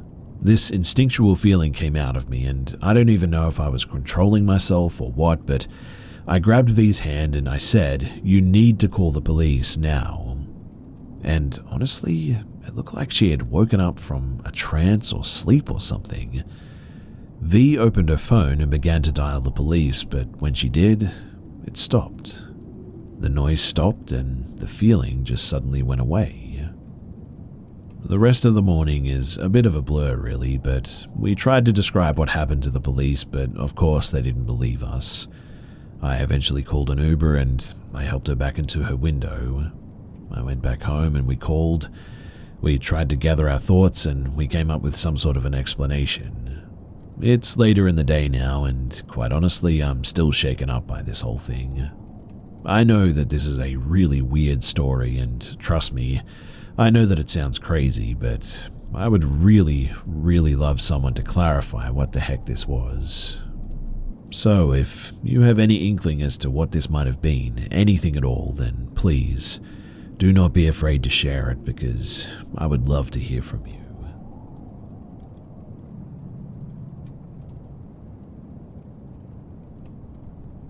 So a few years ago, I was on vacation to Edisto Island, SC, with my family, mum, grandma, uncle, husband, and 2 of my young kids. On day 5, I noticed that my storage was full on my phone when I went to take beach pics, so I checked and found a 23-minute long video, 23 minutes and 17 seconds to be exact, of me sleeping in the bed. After watching it a couple of times, honestly, I was half scared to death. The video, it was taken super early in the morning. My husband was sleeping in the twin bed beside me, 2 beds in our room. I was in one and him in the other bed, while my kids were both in the kitchen with my other family members mentioned above. In the video, you can hear the voices of all of my family members in the distance, kind of being loud, but you can tell that they're definitely in a different room. The video zooms in on my hair for a long time, and at the angle that it had to be to film me. There's absolutely no way that it could have been me recording, is what I'm getting at. I mean, you can see me roll over and the whole bed moved when I do, yet the phone kept recording me and stayed completely still. It moved in a sort of weird robotic way when it did, while recording. So steady that I don't see how it could be even a person recording. It stayed on me most of the video, continued to zoom in and out on my hair. Then it slowly turned to my husband laying in the other bed, showing him sleeping, so it definitely wasn't him recording me. This also might be too much information, but I sleep in my underwear only, so I'm positive that it was not any family member trying to play a trick on me. None of them would have recorded me naked, and hearing them in the other room ruled them out anyway. We were staying in a condo on the second floor up. Our doors were locked, and it was a small room. I really don't see how someone could have gotten in, especially without waking us. Plus, they would have had to have been standing above me with my phone. It freaks me out. You can also hear me starting to wake up near the end of the video, saying my husband's name while I'm sort of half asleep, telling him, "You know we need to get up soon, right?" Followed by, "I'm freezing." I've thought on that so much too. I really have no way to explain this. I don't really believe in ghosts enough to say that it could be something like that, but I just really can't explain it. It still gives me chills, and I can no longer sleep with my phone beside my bed since it happened, unless it's on a charger, but I don't know why that seems to give me some peace of mind, but for whatever reason it does. I genuinely believe now more than ever that I will forever be trying to understand what this experience was.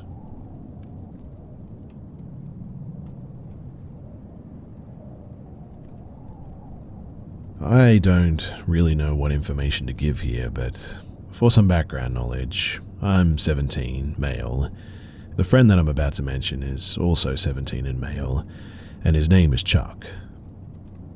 So I fully believe in the paranormal, and I've had my fair share of encounters with spirits, but there's a specific, entity I guess you would call it, that I've seen throughout the past 3 years, I want to say. It's like a misshaped person with greyish skin and a kind of big round head with not much facial details, human eyes and not much of a nose, as well as kind of sort of an imprint of a mouth, I guess you could say. This thing has long weird fingers though, and most of the time I see it kind of peeking around corners or through doorways. What's kind of the worst part about this though is that it looks kind of flat almost. Like, it looks sort of 2D, but still real, obviously.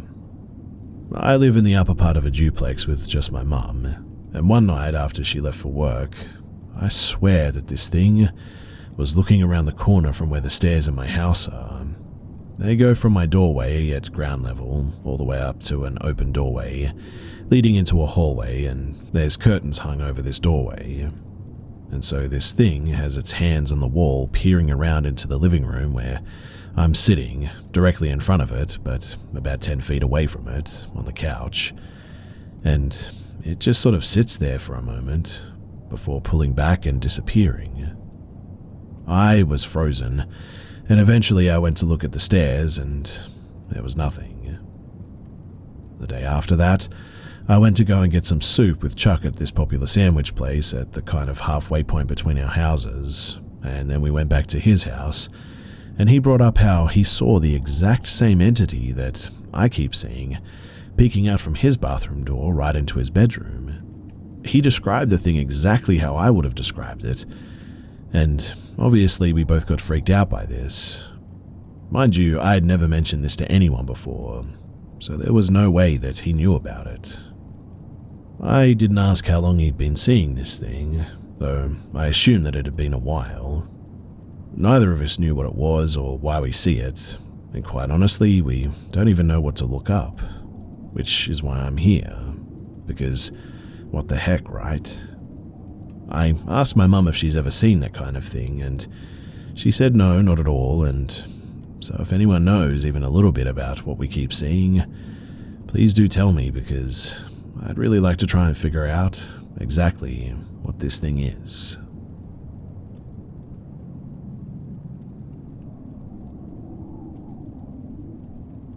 This happened some months ago now, precisely on the 5th of November.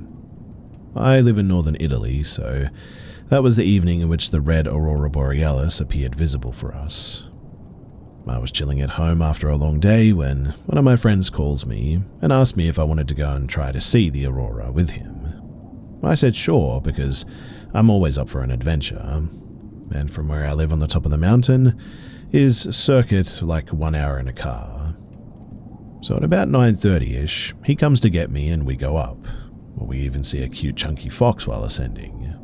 When we arrive at the top of the mountain, there's a big parking lot there and we get out of the car. It's pretty freezing, the wind is howling. We encountered only one other car on the road and one is parked at a distance from us. Apparently empty or just dark, I guess. We take some pictures. Can't really see the aurora, but just some reddish specks of light here and there. Still pretty magical if you ask me. We can, however, see a beautiful Milky Way, so despite the cold, we just sort of stand there in admiration of the universe above us, chatting lightly. Now, after about 40 minutes to an hour, for some reason I start to feel a bit uneasy. Not really with a reason, but then my friend goes to pee, short distance and remains in sight, and I concentrate on the surroundings. As I'm used to giving credit to my internal voice, I listen to it, and that's when I suddenly start picking up on something. I hear footsteps. Every time the wind goes down, they go silent, but a bit delayed. But despite this, I can clearly distinguish them, as the ice snow crunched under the weight of somebody when the wind picks up in strength. I tell my friend when he comes back. We listen, and he confirms it, as they're getting progressively closer. We made eye contact, decided that we had seen enough of the stars that night, and didn't want to stick around to find out what this was. Calmly walked to the car, locked the doors, and we booked it swiftly down the mountain. We kept checking in on the news the next day regarding robberies, etc., but we never heard anything. I'm still amazed and kind of spooked, I guess, with how sudden a very calm, peaceful, and overall nice night almost resulted in a dangerous encounter, I guess. A biped trying to sneak up on you? A biped trying to sneak up on you like that really doesn't seem friendly.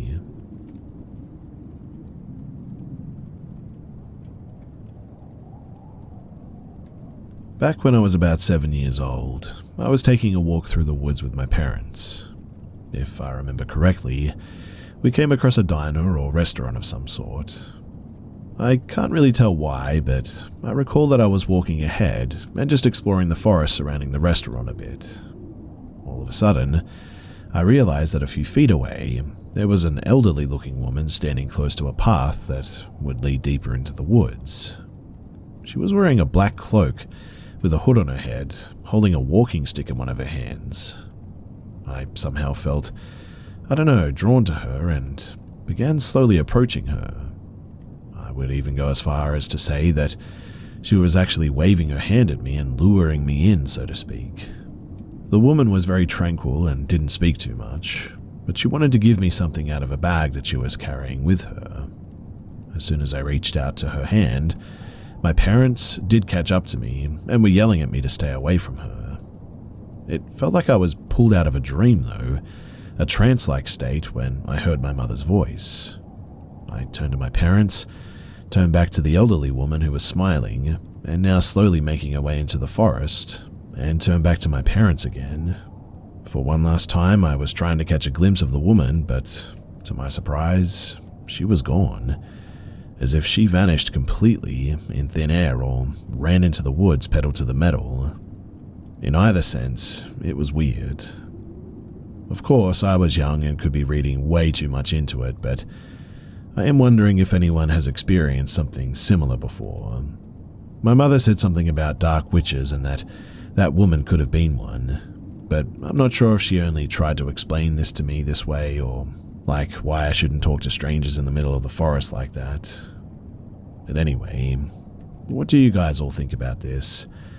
Was there something more to this, or was it just a creepy old woman?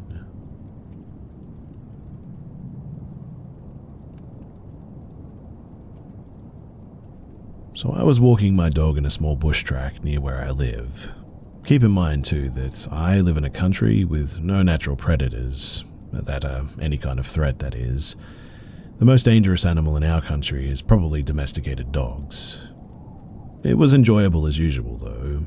My dog is incredibly protective, but she's pretty chill otherwise. The sun was shining, birds were tweeting, and there's a small stream that runs down to a small dam in the middle of the forest here. As we walked, my dog tried to leave the walking track, but she was on a lead at that point, so I pulled her back. And I have no idea why. I said, "We don't leave the path, pup." But she started growling at what looked to be something in the water. I pulled her along, and a second later, all of the light from the sun changed, but I have no idea how or why. It just darkened. Not a huge amount, as if cloud cover had come over the area, I guess. When I looked up through a gap in the trees, though, there was no cloud cover in the sky. It was blue and clear, but the dimmed light was still predominant in the area. Next, though, I heard heavy movement in the water, and then twigs and branches breaking near me. I scanned the area. It's not dense bush or anything, but I saw something. As I'm a chaplain, I began to bless and consecrate the area as I walked. The next section of the walk is gravel, and I thought that I could hear footsteps following me, so I turned to look every few steps, but saw no one. Suddenly, though, I caught the whiff of like a dead animal, which lingered no matter where in the bush I was, and I was suddenly incredibly anxious and felt like I was being watched. Then the walk turns into a wooden planked walkway sort of thing. I continued to hear walking behind me on these planks. I also continued to pray, and as I walked, I heard a loud, very audible, "Enough" from behind me. At that, I instantly spun and did a small Latin spiritual condemnation that I know, and then I continued walking. I went to do a second round of the track, and at the entrance or exit, my dog started behaving incredibly strangely. She bit the lead and tugged on it to try and pull me up the stairs of the exit. She tugged and tugged, but I pulled her along and did a second round of the route while continuing to bless. She was randomly growling behind us and into the bush as well, but I could never seem to see whatever it was. The first time I just caught a glimpse of whatever this thing was, but now there was just nothing there. Again, we don't have stalker predators here that are kind of big or threatening in our country at all. On this second round, the darkened light continued, and I saw the movement of something in the water that looked very large. The problem being that this was a dam far away from the shore, and we don't have any large river creatures where I'm from. Again, I condemned it, and again it sounded like I was being followed the whole way around again. When I walked out of the bush, though, the light seemed to normalize, along with my dog. Now, I know a lot of this could possibly be explained mundanely, but it just has never sat right with me. The whole thing was a really weird experience, and something that I have a lot of trouble with now. I hope it's dealt with after the blessing, but I did have a feeling that whatever it was followed me to my car. I suppose that all I can do now is just wait and see.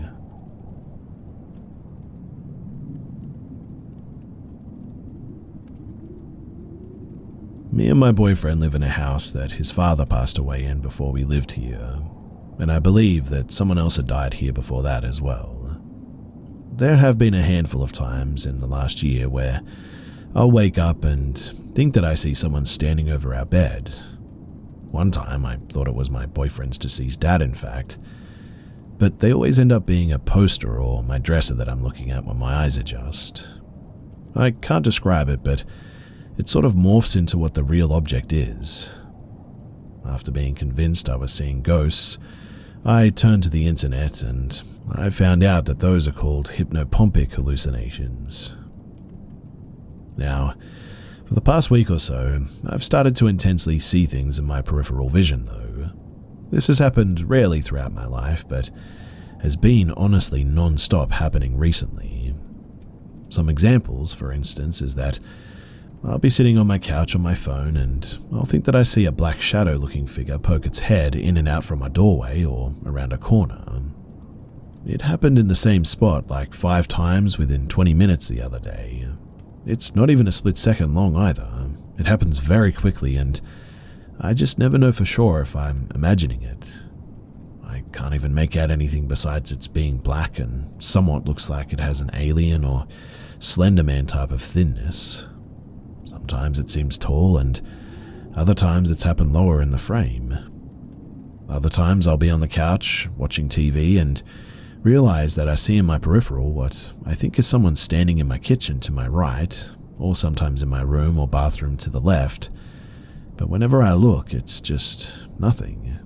It's just random things like my dresser or stuff on my kitchen island. Other times it's just black, weirdly shaped figures that appear out of nowhere and move, and when I snap my eyes, it's gone again. It makes my heart sink every time, and honestly, it really scares me. I never know if it's actually happening, I suppose, but when I try to really think about this, I start to get genuinely concerned because I do have some mental health issues, nothing that would cause hallucinations, I guess, and am worried that this could be related to that. Or maybe it is something paranormal related, and I have no idea at this point what to do.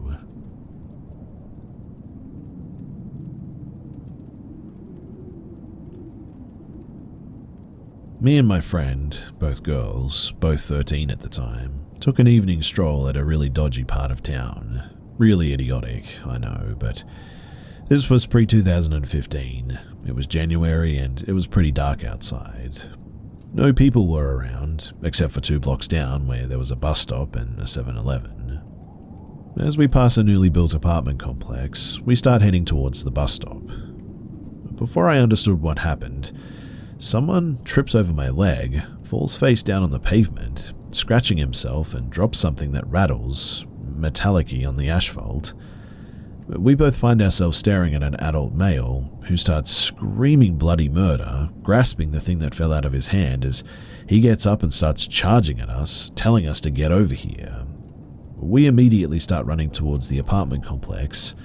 The door was unlocked, thank God, and we rush up the stairs and encounter a couple who were on their way out. We explain the situation to them, holding back tears. The man thankfully didn't follow us inside. The couple tried to calm us down and followed us outside, and no man was there to be seen. He had just vanished. The couple, they seemed to be in a hurry and decided to just leave us to get back home on our own. As we go towards the bus stop, really shaken up, we see the same man enter the bus that's just about to leave. He looks really calm now and put together, at least from the glance that I got. His bus leaves and we get home sometime later, not telling our parents about the situation since we were scared that they get mad that we decided to walk into that area of town and never let us walk again or something. It's been more than 10 years since then, and we both discuss this pretty often as we really had no idea what actually happened. The man honestly just seemingly appeared out of nowhere as we didn't hear him approach until he was about a few meters away, and there were no people around us to drown out the noise of him approaching. We don't know exactly what he was holding in his hand that he dropped. All we heard was the weird rattling sound and saw something silver-looking. We questioned if it was a folding knife, but the memory is so foggy by now and we honestly didn't get a good look at it. I also don't know how I managed to trip him up either, and why he seemingly stopped chasing us after a few steps. At first we thought that I just accidentally made him fall as he started running toward the bus stop, but he came up behind me and the angle that he came from left several meters free from either side of me that he easily could have used if he had to bolt to the bus or whatever. I guess we both just decided to leave it at that as just an accident, but I don't know. I still feel uncomfortable when I pass that particular part of town, and I'm not so sure that that guy didn't trip over us on purpose or something. Again, it's a bit of a foggy memory, and like I said, we don't have all the details, but the way he chased us and the aggression that he used in his voice, I will never forget that.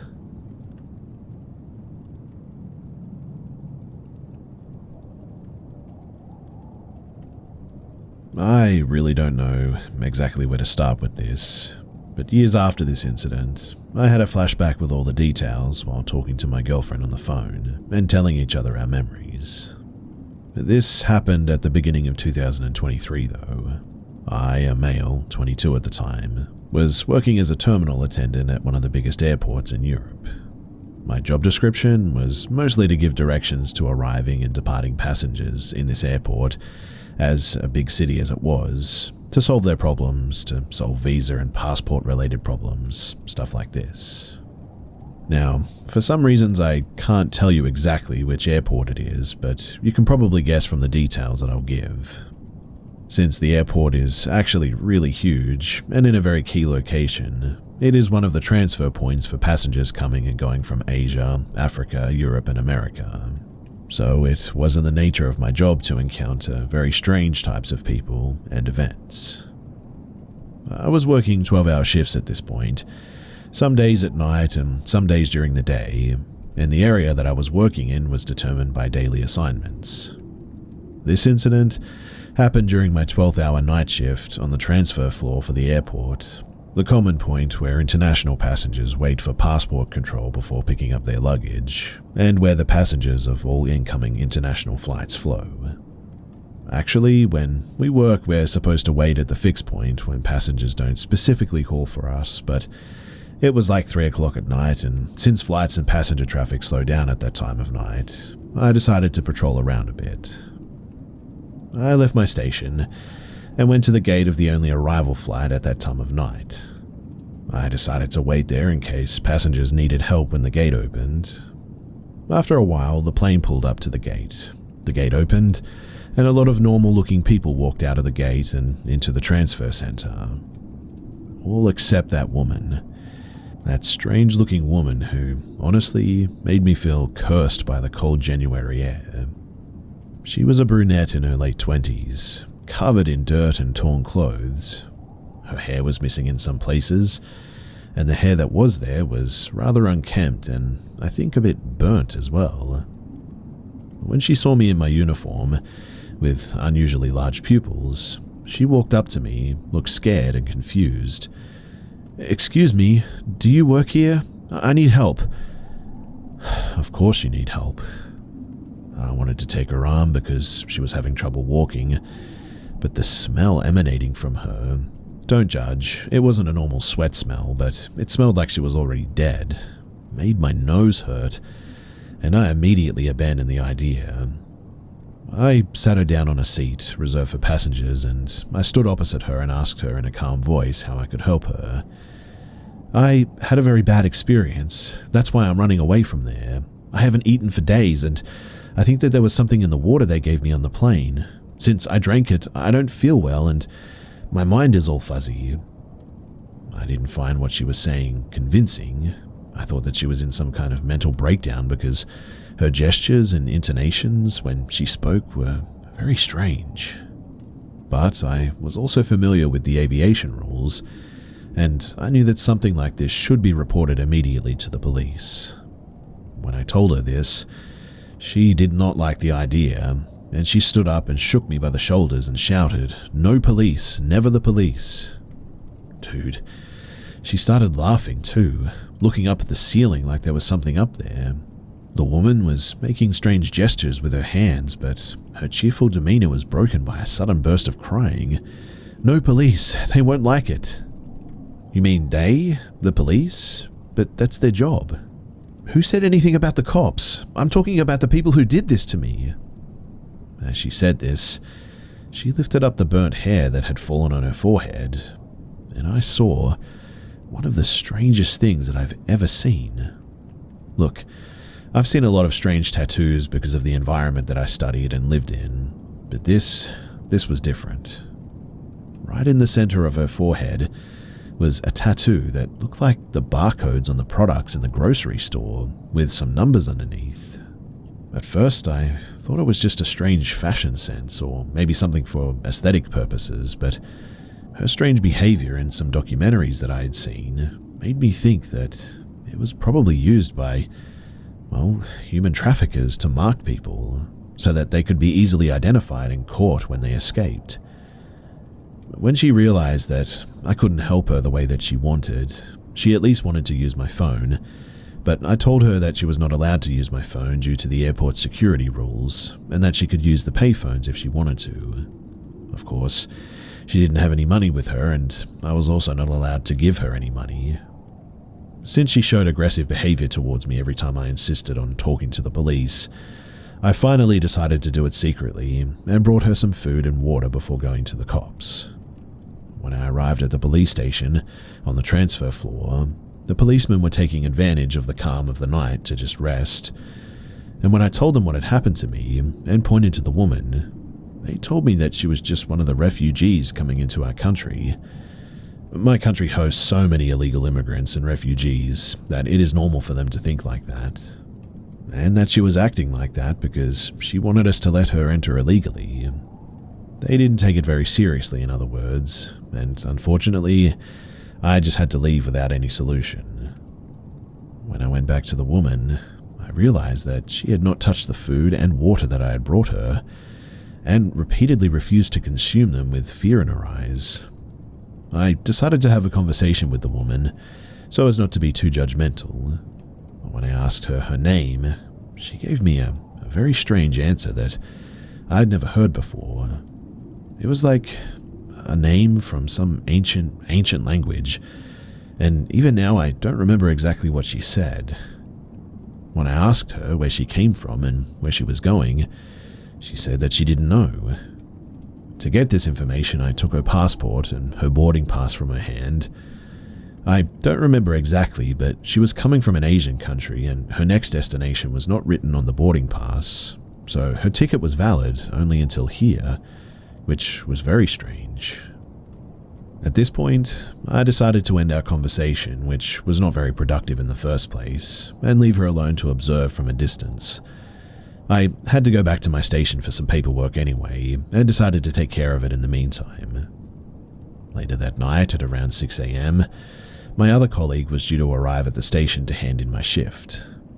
I was going to exit through the door, where they were going to enter to the transfer center, where we were, and before I left, I decided to stop by again on my way to see this strange female visitor.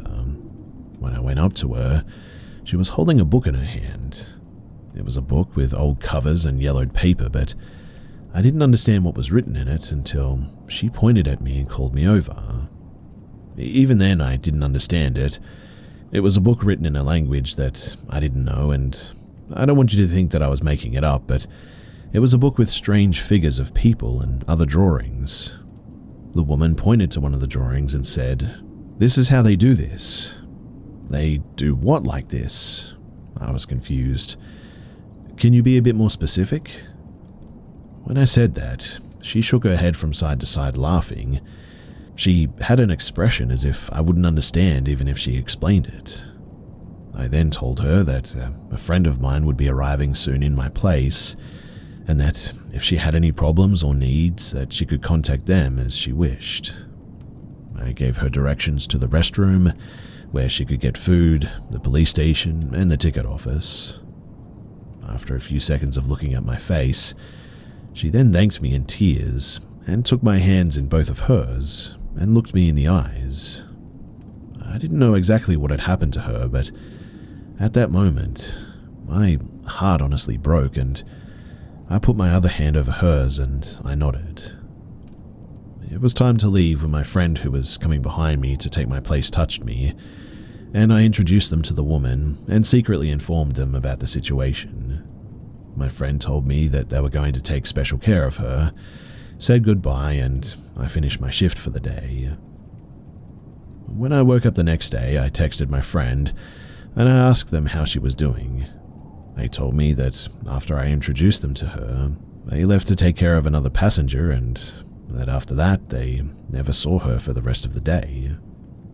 They said that when they asked the passport police and ticket officers, that they told them that they were busy enough as it was, and that they didn't pay that much attention to people and brushed him off again.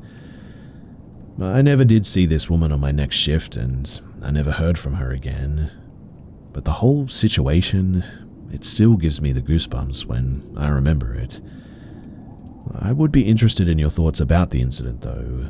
If there's anything that I missed, or if you want to ask any questions, then please do, because I want to know what this was all about, and I really want to know if she's okay.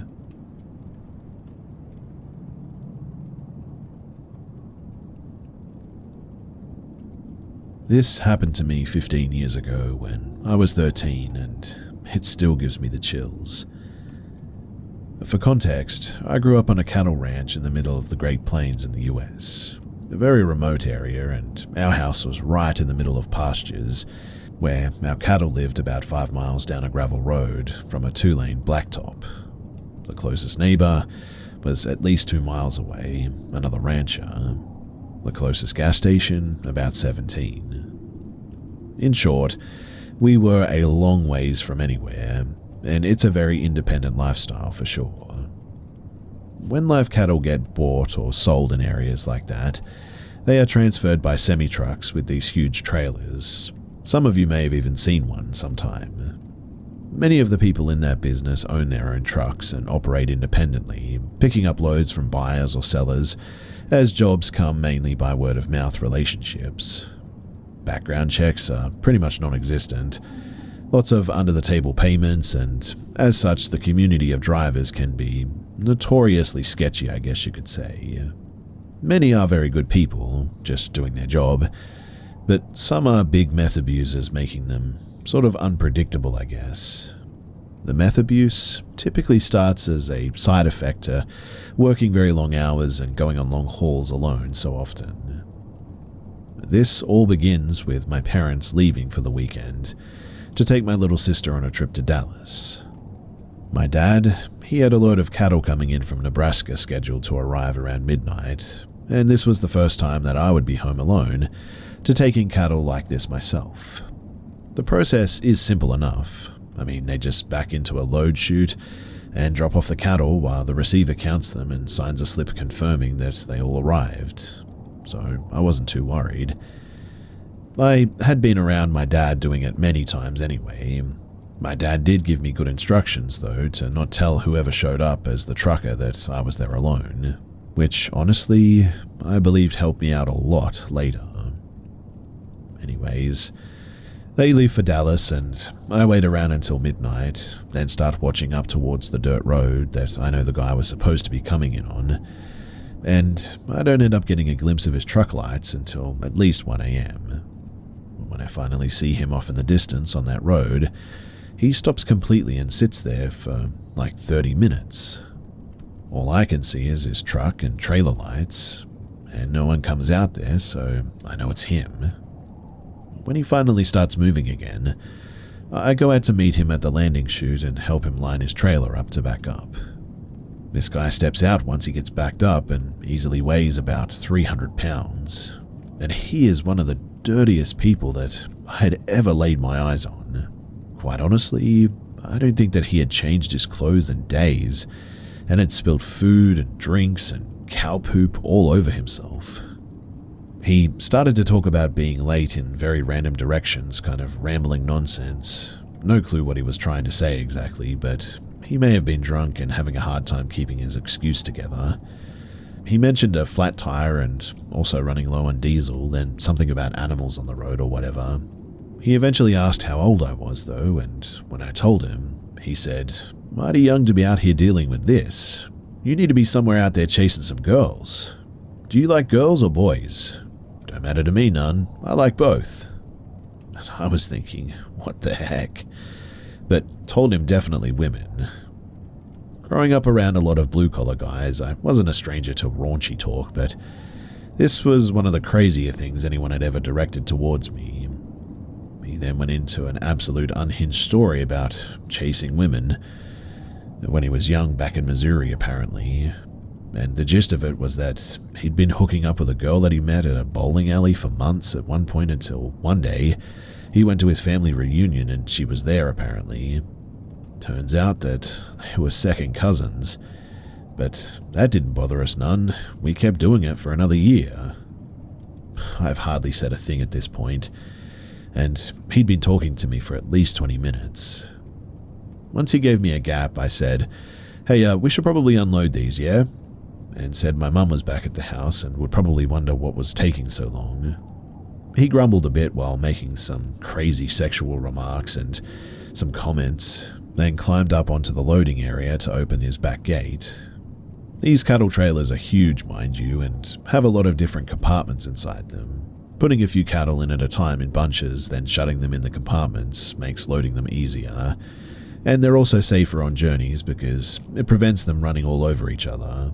This one, for instance, had 700-pound cattle on there. So, he let off that first group and I counted them, and then he got into the trailer and opened up the next compartment and let off that bunch. For the third compartment, he was in there shaking the gate around and grumbling nonsense, and then starts yelling out to me that he needs me to come in and help him. I was already very sketched out by being alone near this very perverted dude, but this threw my alarm bells off completely. I mean, you have to understand that never have I once had any trucker ask me or seen anyone else be asked to go onto a trailer with them, and this huge dude was clearly just trying to get me into that tight space. I told him that I needed to stay outside to count, and then he shook it a bit more and tried to get me to come in there again, said that he really needed a hand. I told him that I'm not getting in the trailer with him, and he needed to figure it out. After a lot more back and forth with this, he finally opened the gate. Those came off and had 2 more compartments left that he tried the same routine with both of them. I just kept saying, no way, man, but honestly, I was freaking out a bit. By the time that we finally had all of the cattle off, he was in a much less happy mood and started calling me all sorts of names for not helping him. He then tried to get next to me to jump into his truck to grab the paperwork that I needed to sign from his glove box, and I again had to bicker with him about grabbing it himself, as I was not turning my back on this guy for even a moment. He eventually caved, got the paper, I signed it and told him to head out, and I was going home. I ran back over to the house, which was like 100 yards away, and I watched him from the front window sit out there for an hour, as I didn't want to go to sleep until I knew that he had left. Finally, though, he pulled off, and by that time I went to sleep. It was around 4 a.m. What should have been a 20-minute interaction turned into a super creepy attempted who knows what by some deliverance type trucker, and I am so glad that I never ever thought about getting into that trailer.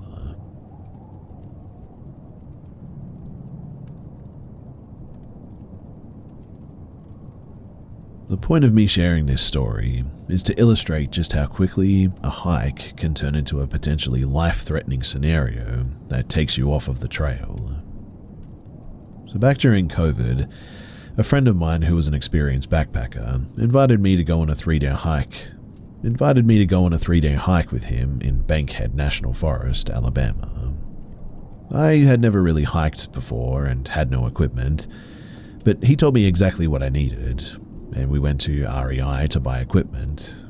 I bought about $600 worth of stuff, including a backpack, camel pack, hammock, tarp, emergency equipment, rations, etc.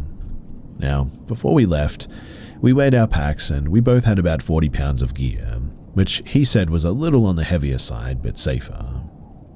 We printed out some maps of the forest that included trails and streams. We planned a 22-mile hike over 3 days, giving us time to fish because we were really into fishing at the time. The first day went by fine. It was 98 degrees and humid, typical for summer in Alabama. He told me to take a sip from my camel pack every 2 minutes, and really drilled that into me, so I followed that rule religiously. We hiked 7.5 miles and set up for the night. We saw a deer swimming down the river, which was pretty neat. But the second day, that was when things went wrong.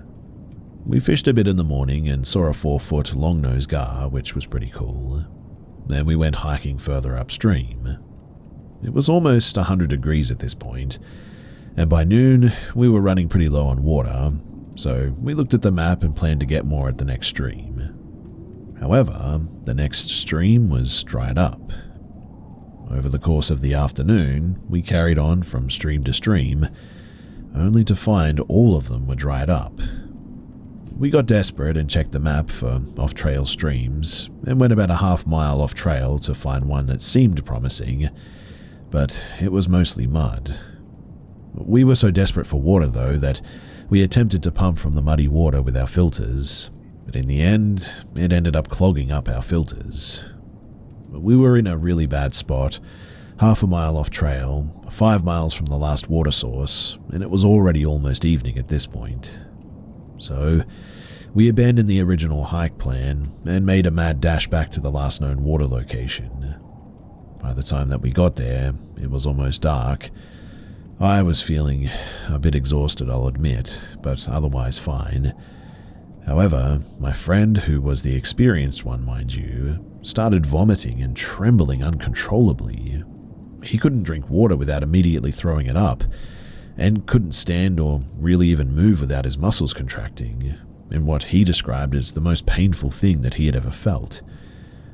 I set up both of our hammocks and picked him up and placed him in his. We had no cell reception, it was dark, and we still had 6 miles to go to get back to where we needed to get to.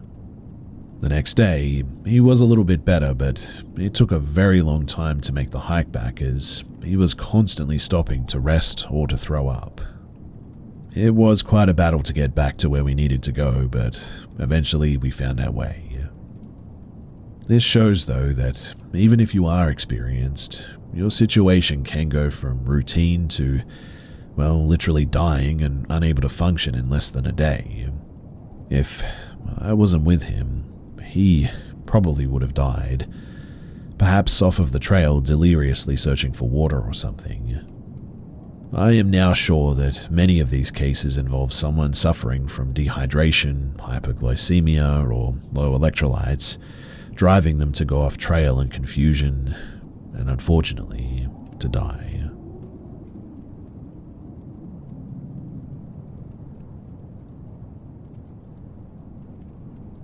I have always been a staunch atheist and not a believer in the paranormal at all, but I saw something in Albania, and I cannot get it out of my head.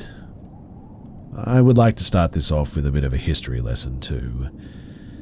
So, during the Second World War, Albania was occupied by the Nazis. After the Second World War, Albania decided that the best way to fend off fascism in the future was to become a communist and isolationist country. They closed their borders in 1946 and declared themselves the world's first atheist nation in 1967. Religion was outlawed in 1967, and religious buildings were repurposed or destroyed.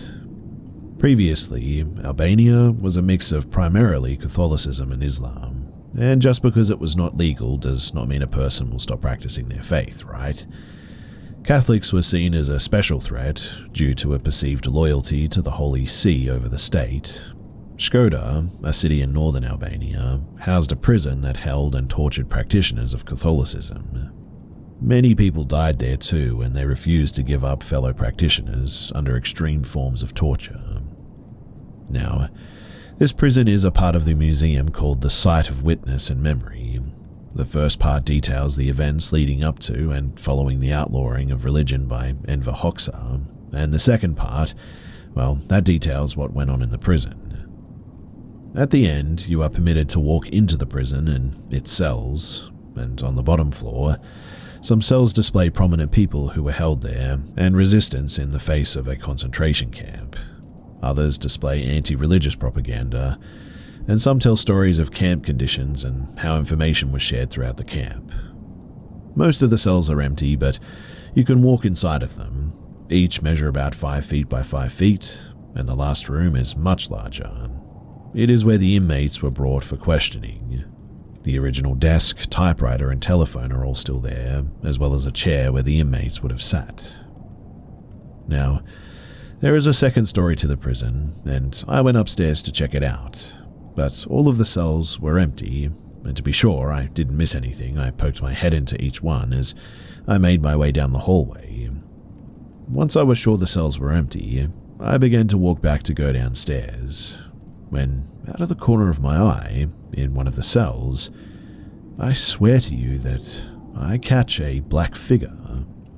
I caught a surprising amount of detail for only catching a glance, but it was about 5'6", emaciated, and was standing head against the corner, hands on its face and facing away from me. Pure black and with shadows spreading out away from it. At first, I genuinely thought that it was a cardboard cutout that I'd missed, so I took a couple of steps back to check, but when I did, the room was completely empty. I was also overtaken by a sudden sense of what I can only describe as pure fear. I wasn't in any danger, I guess, but I don't think that I was ever that scared before. In fact, I ran out of that museum. I'm sure I got a couple of odd looks from security and other attendees, but quite honestly, I really didn't care at that point. And ever since then, I just have not been able to shake what I saw. I don't think I believe in the paranormal, but I also just have no explanation as to what I saw. It looked and it felt very real. I came across this place and I just thought that you guys might have some answers, and so that's why I'm here and I'm sharing this. Is there more to this life than just the physical, or was I just going crazy at the time and seeing things?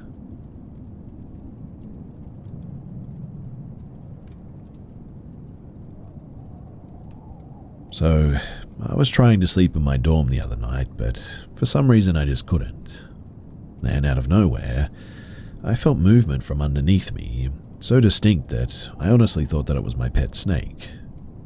I put my flashlight on and saw that she was in her tank, so I laid back down and closed my eyes, still fully awake and now a bit uneasy. Mind you, because I've been asked about this, I was completely sober, no weed, alcohol, or anything. But then, my door, that was completely shut, opened on its own. I have 3 roommates, but one was at her boyfriend's, and I heard the other 2 talking faintly and far away in the living room. And then, after a few seconds, some kind of force smacked me in the left eye, and I see a flash of white. I get up, arm in the air, ready to start swinging, and the door instantly closes. Doesn't slam, but definitely closes. I turn the flashlight on, radically swinging it around, looking for anything, but nobody's in the room and there's really nothing there.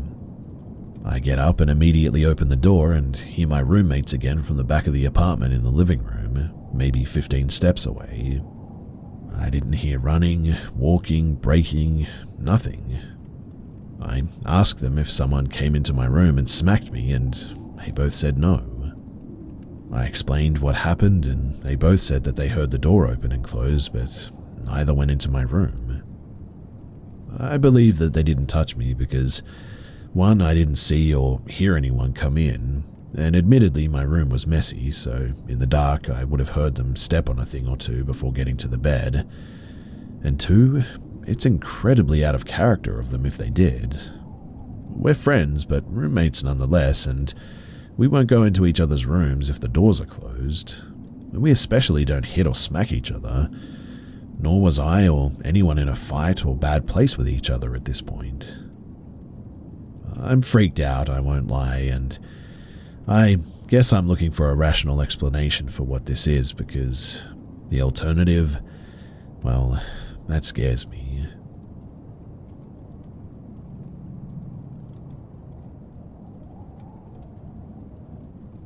I want to share something profound that happened to me when I was a teenager in 2008.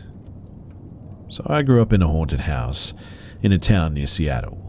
The houses of my suburb, they were surrounded by evergreens and large rhododendrons, which made each home seem private and secretive. Another day I'll share some more experiences. Spooky stuff happened to me all the time, but never to any of my family members. I saw shadow people, astrally projected, but cannot anymore sadly. Had an imaginary friend who manifested to me as real as any other person. I also had a terrifying year where a demon tormented me. At times, my friends would see the phenomenon as well. When I was a kindergartner, 5 to 6 in the States, I met my best friend Lenore. We instantly became friends till the end. Thick as thieves, we were each other's rocks until the age of 16. Lenore, she suffered from severe depression and also thoughts of self-deletion, despite being a straight-A student. Artistically and musically, she was very talented, and she was popular. Not to mention she was absolutely gorgeous. Her family was comfortable with multiple vacations per year, some of which I was invited to. It just really goes to show that mental illness can strike anyone from any background. But she had witnessed some of the spooky stuff that went down at my house, as she was there frequently. My mum was closer to her than her own as well. My home was a short walk from our high school and tucked away in a quiet cul-de-sac. Therefore, it was a frequent hangout spot for my friends, especially since my mum was mellow and welcoming. Now, one day in June, I was walking to my house with Lenore after school got out at around 2 p.m. The weather was sunny, warm and clear, quiet, beautiful and unassuming. As we walked side by side down a long street, Lenore suddenly stopped in her tracks. I looked over at her, and her face was blanched white, eyes wide open and her mouth agape in an O shape. She was staring in shock down the street at something. I followed her gaze to look at the crossroads about maybe a half a block away, and at a light pole stood a peculiar figure, dressed in a black tuxedo, black top hat, cane and cape. There was a tall man standing there. When my eyes found him, he flourished his cape, tipped his hat, bowed, and then disappeared as if he had winked out of existence. Lenore looked at me flabbergasted. We both agreed that we had seen the figure. And the next 3 nights, I dreamt of that gentleman. He appeared to me in the darkness next to a gondola. I was told that he would take me to the other side if I would just pay the price. Each night I pleaded with him, saying that I needed to live. He was never pushy, though. He never scared me. He was calm, quiet, and seemed understanding. He just said that he would offer his services if I ever needed them after telling him no. On the 4th day, though, Lenore, well, unfortunately, she ended her life.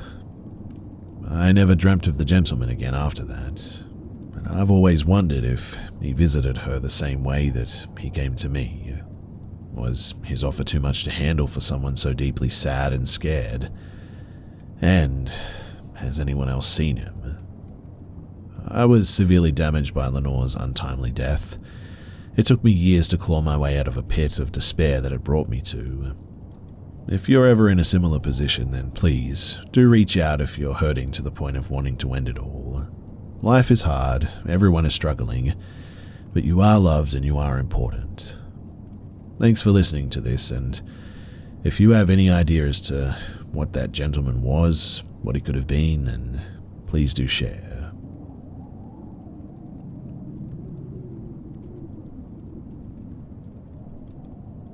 One night in 2013, I went over to my cousin's house when I was probably about 13 to 14. This was in California. We were the same age, and she had just moved in with her step-siblings and stepdad with her mum. They were in a transition moving period, and her room was basically in the living room at this point. The only thing separating it was a curtain. It was weird, but not permanent. So me, her, Sav, and our other cousin Trinity were all at the kitchen table talking about, well, just random stories, I guess. The living room and kitchen were all open. Sav's room was about 10 feet away from where we were. My cousin Sav at that time period was going through it really bad mentally. She kept having really bad sleep paralysis of these grey-looking people with greasy black hair hugging her in her sleep and staring at her. I kept getting the feeling that she had something attached to her. I have always been really spiritual, along with most of the women in my family. When I would bring it up to her, she'd get mad at me, though, and tell me to just drop it. So I did. But back to this night. It was probably about 7 p.m. and we had just ate some pizza. Me and Trinity, we were talking about whatever, and all of a sudden, all of the lights in the house shut off for probably 1 second and went back on. We all sort of screamed in unison. No clue why, but I felt extremely compelled to look over to where my cousin's room or curtain was. And that was when I saw this, I would say 5'10" figure. Keep in mind, it's dark out but not pitch black, and we all had the lights on where we were. In other words, we could see clear as day. I just remember the dead silence, and I see this man, and he seemed to have been old, 1800s, 1900s, brownish attire, I would guess. He had a top hat on, but his skin was just completely grey. It looked like someone made a clay figure with real clay.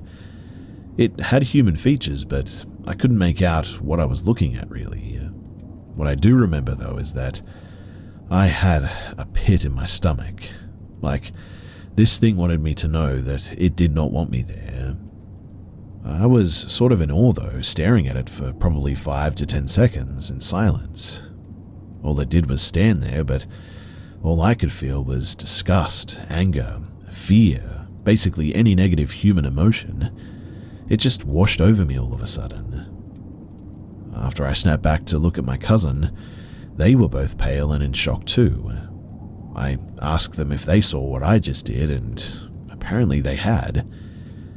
To this day, they still remember it too, so I know that I'm not crazy or was just seeing things. We all described the same thing, and at that, I wanted to get the heck out of there.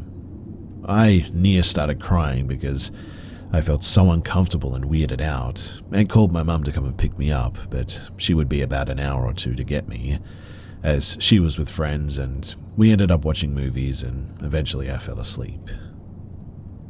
I just remember right before, though, how scared I was that I would see it again. I never did, mind you, but years later I met my boyfriend, whose parents described seeing a clay-textured skin humanoid, all grey skin, and it was that same icky feeling. So, has anyone else ever experienced seeing something like this? This was my first vivid paranormal experience, and it seriously shook me. And when I think about it, I still cannot believe that we all saw the same thing. Hand on my heart, this happened. And so, what the heck was it? I mean, I saw it. My cousin had sleep paralysis dreams with the same grey-skinned people. Faces molded like clay, but not quite perfect. My boyfriend's family apparently saw it too, and the whole thing is just so strange.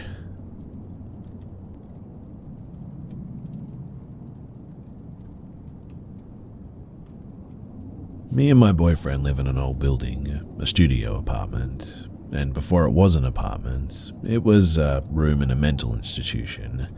Crazy, I know.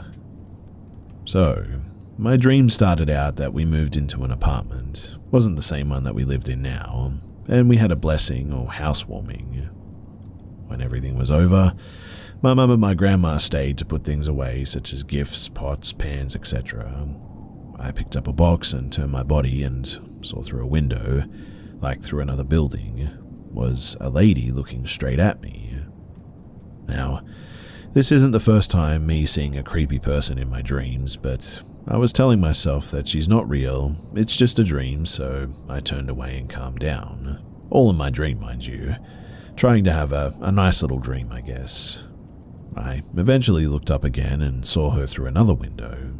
Keep in mind in my dream that the window wasn't on that wall. I made eye contact and she came at me full speed and just started choking me. I woke up eyes open, but for some reason I couldn't move, and still was seeing her directly on top of me and was just choking me.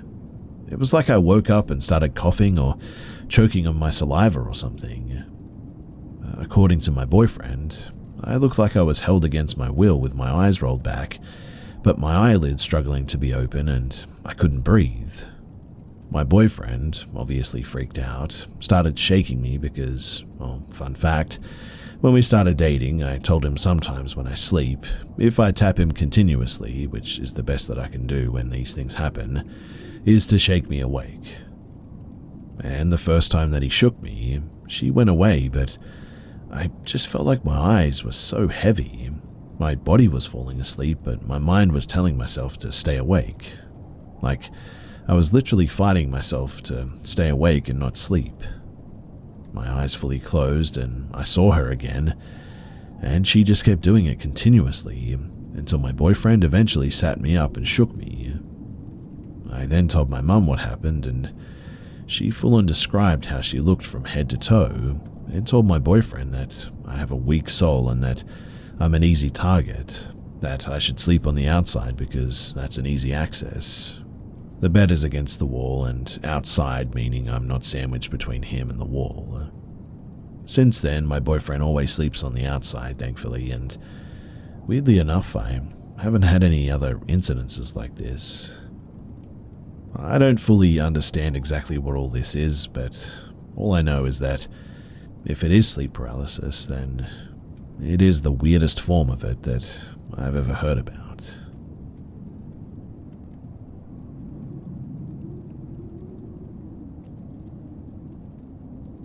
This happened to my late aunt, circa 8-9 years ago. My aunt, Rose, then in her late 50s, lived alone since the death of my grandma in 2004. She has lived in her room for pretty much all of her life. She never married and never had kids. The house she lived in was newly renovated in 2012 because the old 1960s house was falling apart. The turning point, though, was when the ceilings dropped into my aunt's bedroom while my aunt was away. Thankfully, it didn't happen when she was sleeping. The house used to house 2 big families with maids, and at its glory time, it was housing about 16 people. My great-grandma, grandpa, grandma, cousin of grandpa, my aunt, uncle, dad, and little aunt, among others, all lived there. One by one, the family moved out or passed away in the house, but, well, the house was almost fully renovated, but still preserving the room and layout of the old house, so you could still recognize that it was the same house. Now, there have been countless paranormal-related events happening to my aunt at this place, but she's really not the type of person who freaked out easily, so she didn't talk about it too much. Among others, there was slightly moved furniture and makeup kits, listening to people breathing on her ears or some giggling. Also, seeing big non-human heads outside of her window. Everything was considered normal in my country, well, all except for that last one. Now, one normal day, my aunt just entered her room after work, and she got pushed hard towards the wall. Her left shoulder hit some furniture, a sturdy 100-year-old teak cabinet made by my great-grandpa, and she fell down. She was taken aback by this, got mad and yelled at the unknown, "Hey, I know you live here, but I lived here first, before you. Let's just be civil and don't disturb each other." The weird thing is that my aunt seemed to know that there was another being living in her room, a lady with long hair apparently, usually only sitting under the ceiling behind the door in her room. You can believe it or not, but according to some people, they can see this. I'm taking it with a grain of salt personally, but the aftermath of the incident was very clear. My aunt, she definitely was hurt. She was unable to raise her left arm past her shoulder anymore after the incident, and the reason why she told us was only because she was complaining about her arm, not about the paranormal experience itself. The ghost, whoever that was though, apparently they had won, because my aunt passed away on the porch in 2017 of a heart attack soon after this event. The house, it now sits empty, and to be honest, I really don't want it.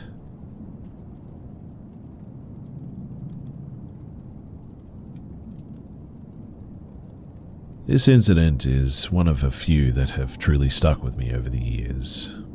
Although this took place in January of the previous year, it definitely keeps me awake at night. It seems surreal to me that so many weird things happen to people on a daily basis, and I'd never imagined them happening to me either. But I was staying abroad due to college, and there wasn't a single thing that had irked me or creeped me out since being here. I lived in a relatively populated area. There were a lot of young women in my apartment, and even older women as well. So I guess you could say that I felt safe in my own home. Walking the streets was also safe, since there were always people around. There were apartments, parks, houses, those full-time 7-Elevens and small cafes. I'm pretty sure there was a small motel too. But regardless, it creates a pretty decent image of the area, and it was a pretty safe area. Now, although the university taught the lessons in English for all the foreign students, I still wanted to learn the language in respect and experience the culture. It was fun, and I made quite a few friends in those classes too. And well, one day I was walking to a convenience store from the class. I remember being quite dazed and tired. It was around 8 p.m. The class ended a while back, but since I had the once-in-a-lifetime leisure time, I decided to explore the place. I knew my way around, and I was feeling pretty confident about the routes and all. As time passed, I walked and reached this giant road with some empty plots to the right. Don't get me wrong, it was a residential area, and I could even hear noises from a couple of houses, but it probably wasn't the wisest choice, I admit.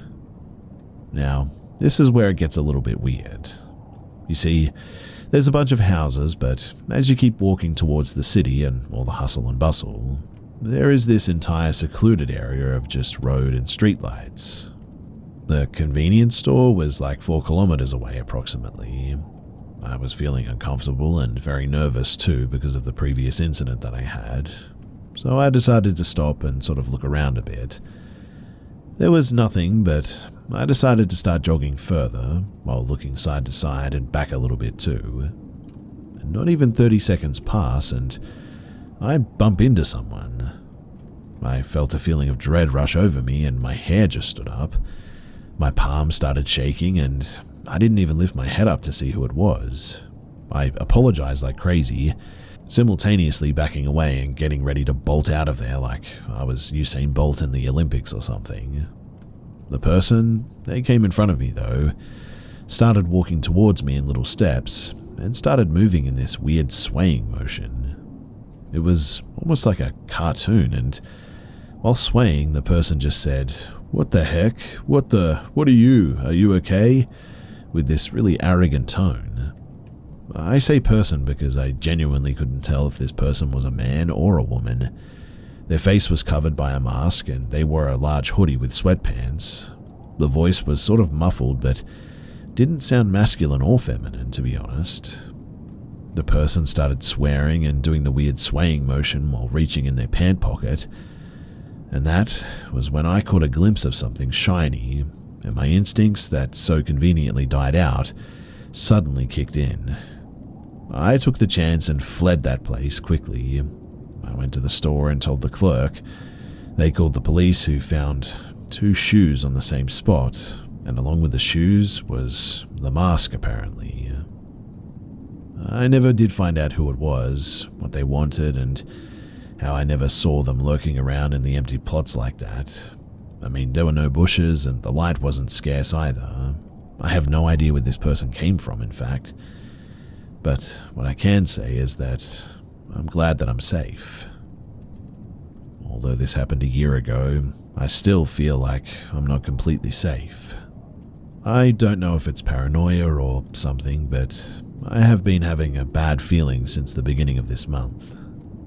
Even if I am with other people or at home with my boyfriend, I feel like I just have no privacy, like something or someone is watching me. Which is why I'm here. Does anyone know what I should do?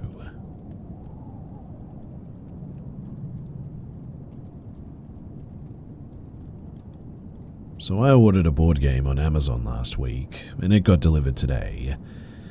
I was just sitting on the couch when I get a phone call. The guy doesn't speak my language, but I understand that it's the delivery guy. I reply yes in the language that he was speaking to, "Are you home?" I start to run downstairs because my intercom isn't working while the guy screams on the phone with me to open the door. He then started kicking the building's front door, which made me stop a little bit as I am a girl and both my boyfriend and roommate were upstairs, but I would be going downstairs by myself. When I got there, he had dropped the package on my front step and was now standing far off. He looked sort of distraught though, and his eyes were really red. He asked if the package was for me, and I nodded. I grabbed the package and I just closed the door ASAP. I'm terrified now though that he might come back since, well, he knows where I live. I don't know why he was acting that way. I was as fast as I could be. I mean, there really was no reason to react like that. I don't know. Something about that guy just doesn't feel right.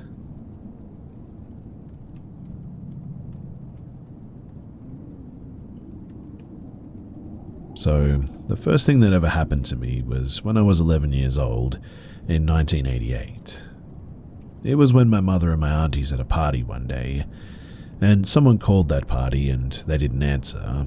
They were too wasted, and it went to a live answering machine. Plays messages out loud as it's being recorded. As they continued drinking, the answering machine went off, and slow breathing occurred, eventually getting everyone's attention. Then growling so loud that it honestly startled everyone. Frozen and scared while listening to the sounds, and then it ended and all of them freaked out. At 11, I wasn't there, I was at home asleep, but they all decided to go to my mum's house and play the answering machine again. It was so loud that the house felt like it was shaking. But was the house shaking? Who knows, maybe my 11-year-old self just made that up, but I ran downstairs and watched them gathered around an old answering machine, eyes wide, shaking, some of them crying. I freaked out like watching a horror movie, and that's all I really remember. Nothing really happened to anyone. Nothing else really happened to anyone, but it was certainly a freaky message. The second thing was when I was about 13 in 1991. I joined a local gang in my city and became a hooligan. I was at a party, yes, a party again, and the owner of this scum-rooming house on the poorest street of the city was in Winnipeg. A gang member rented it apparently, and the other roommate that lived there wasn't home for like 2 weeks, and told this dude to stay out of his stuff. The dude, though, went into his stuff to find things like Polaroids of literal feces. I have no idea what I was staring at, to be honest. Just fleshy turds in jars, I suppose, and a bunch of cassettes with weird writing or symbols, whatever they were. We're all drunk and partying, and the dude plays the cassettes, and the familiar sounds from what I heard when I was 11 starts playing. All of these gangsters start freaking out a bit, fleeing from the place, including me. We never ever went back to that place again as well. The dude who hosted the party was beaten to an inch of his life, and that's all I really know about it.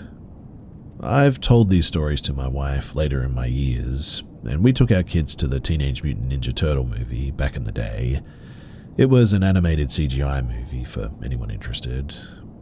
Anyhow, I don't remember the year, but I know when we came home, my wife played the digital answering machine on speakerphone, and guess what? Yes, that same voice was on there. She literally grabbed the box and ripped it out of the wall at this point. We don't know why, but she just freaked out hearing what I told her about for years, and she believes me now, that's for sure. And about 7 years ago was the last time, and it was a live call to my cell phone. I hung up the second that I realized what the call was, and I haven't heard it since. Now, I was watching WF Files, and one of the videos had the exact sound, and my sister and I heard it, and she turned to me and said, "Do you remember what we heard when we were kids?" I said, "Yeah," and she said, "Well, last year it happened to me again." And at that, I decided to look it up finally and see what I could find. I can find by other people's experiences that they can actually receive a phone call from someone that they know. I read a story a mother called her son and he heard the growling or screaming. She heard him hang up and freak out apparently. I found out that this happens a lot in fact. like someone is leaving a message on the answering machine and it sounded like growling or snarling or heavy breathing, but the person is leaving a normal message on their end. I really have no clue what's going on, no idea at all, but it's really scary, and hopefully someone who has resources does a video investigating this phenomenon or whatever it is. Or maybe some other people have some ideas as to what this could be. I mean, you feel dread, unrest. It's small, but when you hear what I and others have, it definitely grows into, well, being terrified. I really have no idea what it was, and neither do people on the internet, really. It's a freaky experience, and honestly, I know people are probably going to troll me for this, but I don't really care. It's something that I remember and something that's always weirded me out. And if you have any idea as to what it is, then please do share, because it's bothered me for all these years.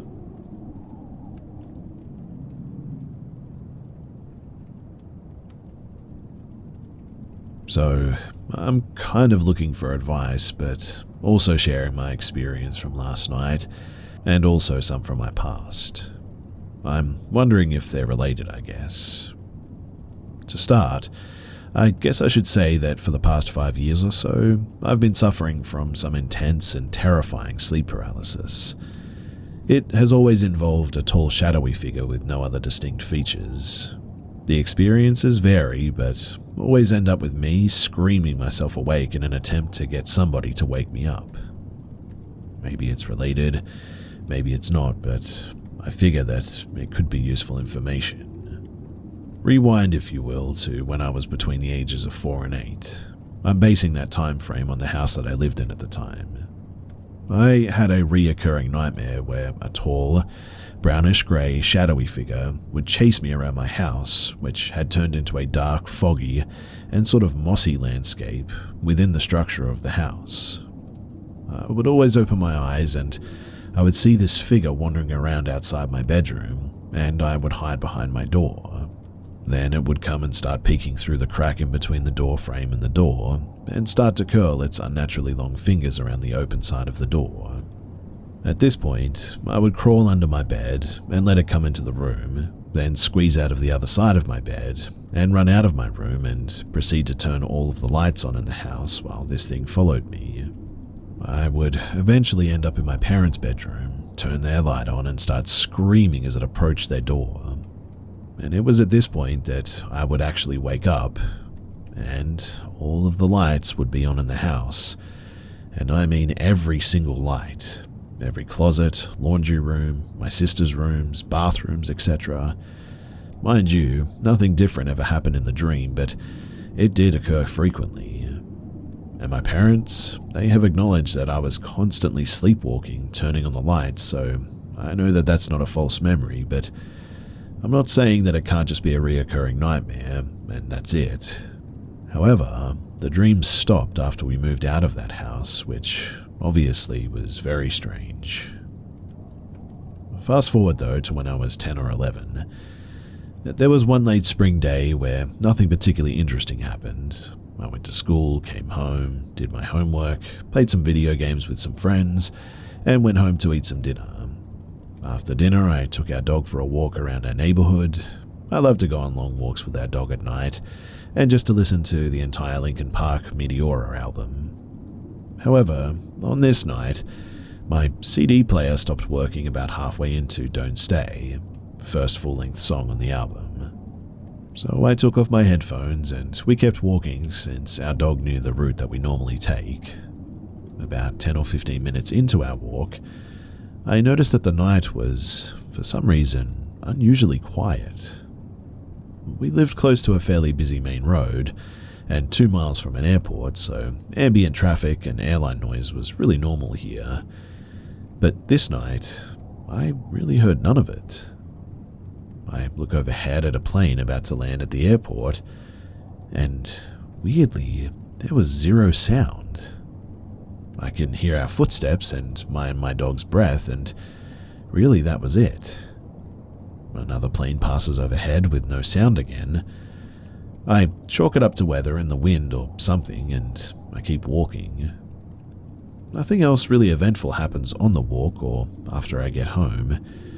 But I get into bed and have a deeply sinking feeling right as I drift off into a dreamless sleep. I awake the next morning a little before 5 a.m., 2 hours earlier than normal, and feel like I really didn't sleep at all. It genuinely felt like I stayed up all night long. I felt delirious, foggy, and really shaky. My lower back was itchy, so naturally I went to scratch my itch and noticed 2 roughly quarter-sized scabs directly on my spine, one about a ½ inch above the other. Even as I share this, I can still feel where they were as well. Obviously, I freak out and I tell my mum. She says that they are perfect circles as well and asks what I fell on. Mind you, I didn't fall on or back into anything. I was never laying face down and had something land on me either. There was no blood on any of my shirt as well, which was really strange. They seemed to have just simply appeared, and they were completely gone and healed in 2 days with no scars as well, which, again, it just seems, well, impossible. Anyway, fast forward to last night, a little over 20 years later, and I woke up at 4 a.m. on the dot, wide awake, with the feeling that I was being watched. I sat up in bed and looked around. I didn't see anything worth noticing, so I went outside to get some fresh air for a minute or two and then went back to bed.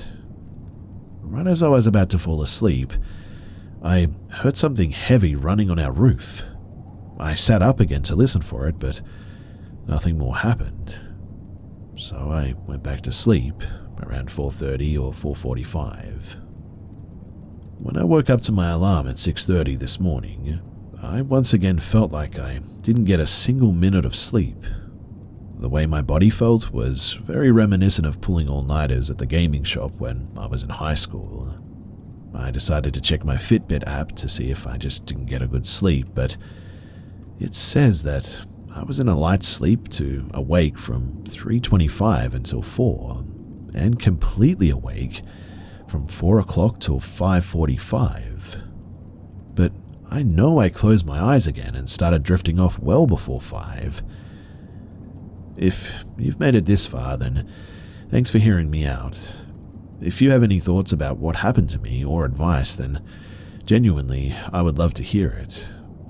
I need to figure out what happened last night and in my past, and if you have any advice as to how I could do this, then please do let me know.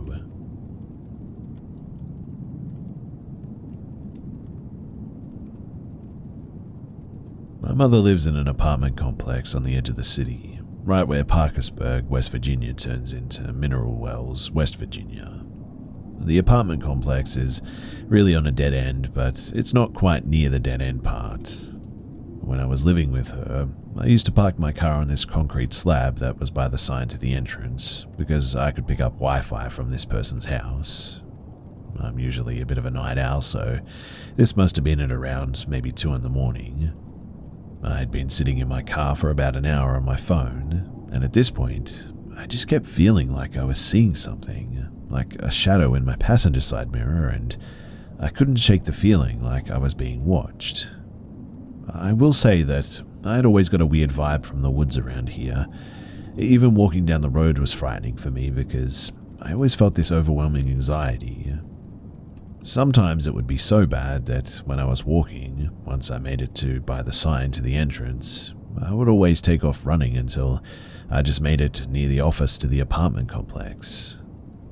But after I kept seeing a shadow from the mirror, I decided that I was going to turn my headlights on because since I was on my phone, my eyes weren't acclimated to the darkness.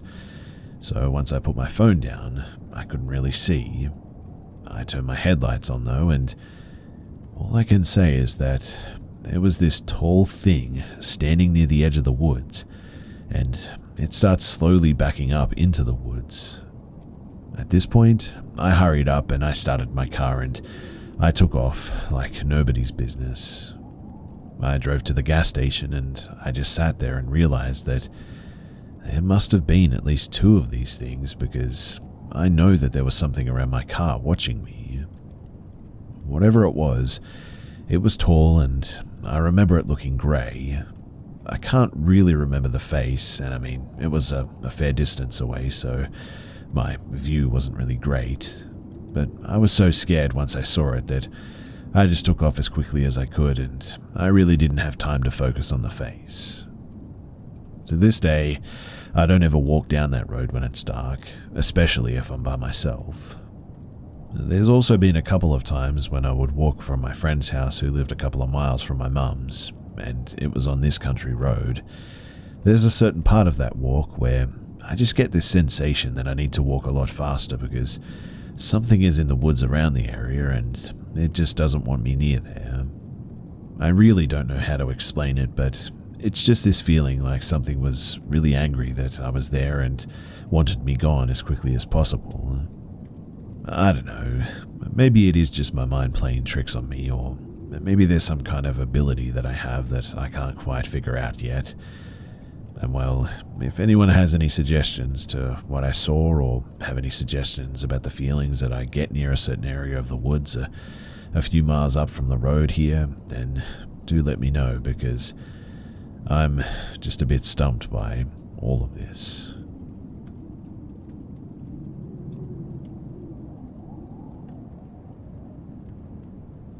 I'll try to keep this as accurate as possible, but it's been shoved deep in my memory bank for years now, and certain details are fuzzy, but this is what I remember. So, a little over a decade ago, I was working for the local cable or internet company. I was fresh out of high school, and it was my first real job. I should mention too that sometime in my preteen years, I developed a habit of snooping through people's things. Whether it was at a family member's house or friends, I would always manage to slip away into people's rooms, closets, bathrooms, etc., looking for secrets and hidden items and whatnot. I would never steal anything, of course, just take mental notes of things that I found and put them back without leaving a trace. So, as you can imagine, landing a job that placed me in people's houses to install cable was, well, almost guaranteed to stir up a desire to indulge in my long-forgotten habit. When installing wires for TVs and computers, I would often end up in crawl spaces, closets, behind desks, and sometimes under beds to reach outlets and such. I'd stumble on things like collections of sexually explicit material, embarrassing personal hygiene products, and more than a few times, extremely large collections of, well, toys, if you catch my drift. After a while, it went from stumbling upon these things to outright looking for them. Most homeowners were too lazy to follow me from room to room, so they'd either be downstairs or outside in the yard while I went about doing my job. Like I said, I wasn't taking anything with me, just observing. Now, about 4 or 5 months into me working this job, I ended up at a woman's house. She was in her late 20s or early 30s, I would guess, white with sandy blonde hair and a sort of hippie bohemian vibe that was popular around my area, mixed with a bit of emo, a weird combo, I know. But she had a pretty big house for a single person, 3 bedrooms, 2 baths and multiple living areas, but it appeared that she was the only one living there, other than her cat, who would occasionally run by as I was doing my job. But she let me know that she'd be outside on her porch, and to let her know if I needed anything. The house was quiet and big, so I knew that I would be able to hear her coming, and have plenty of time to clean up if I happened to do some snooping around. It was the perfect storm. All in all, though, it was pretty uneventful, to be honest. I carried on with my work, but I'd every so often take a peek around at her things. She was pretty hot to me, so I probably would have been excited to find something that would allude to her sexual side, but there was no such luck. Just papers, knickknacks, some stuff that appeared to be schoolwork. But peeking out from her pillow was a notebook, similar to the old cow print ones that we'd use in school. I knew for sure, given the placement, that it had to be a diary of some sort. I looked around to make sure that she was still outside, and then I cracked it open. It was boring. The first few pages were random notes, planning, grocery lists, far from the scandalous journaling and one-night stands that I'd hoped for. But just as I was about to put it back, I turned the page and I saw a few words that caught my eye. Something along the lines of panic, anxious, safe. And so, with concern and some excitement, I wanted to read a detailed story written in first person about her hitting a man over the head, realizing that he wasn't conscious any longer, recruiting help cleaning up the mess, and dumping the body in a nearby river. She also journaled about the anxiety and paranoia that she was feeling about everything that happened, and the stress of sharing the secret with the person who had helped her dump the body. I remember being extremely uneasy and feeling more creeped out in that house every minute that passed by. The silence of the house that I had previously found peaceful, it really started to bother me. Even the jingling of the cat's collar was beginning to haunt me a bit, like something out of a horror movie. I was terrified that I'd get caught and that she'd take me out to ensure that I wouldn't tell about what I'd read, but I managed to power through the job and I just got the heck out of there. On the drive home, I managed to convince myself that I probably just stumbled on her notes or an excerpt from some fictional novel that she was writing or something. It did read more like a novel than a personal diary passage, but honestly, there's just no telling. I laughed it off with a few friends later on, and I never really spoke much about it again. It's been so long now that I can barely remember the woman's face, her house, or even the town. But what I do remember, clear as day, is being very thankful that I never had to go back there again.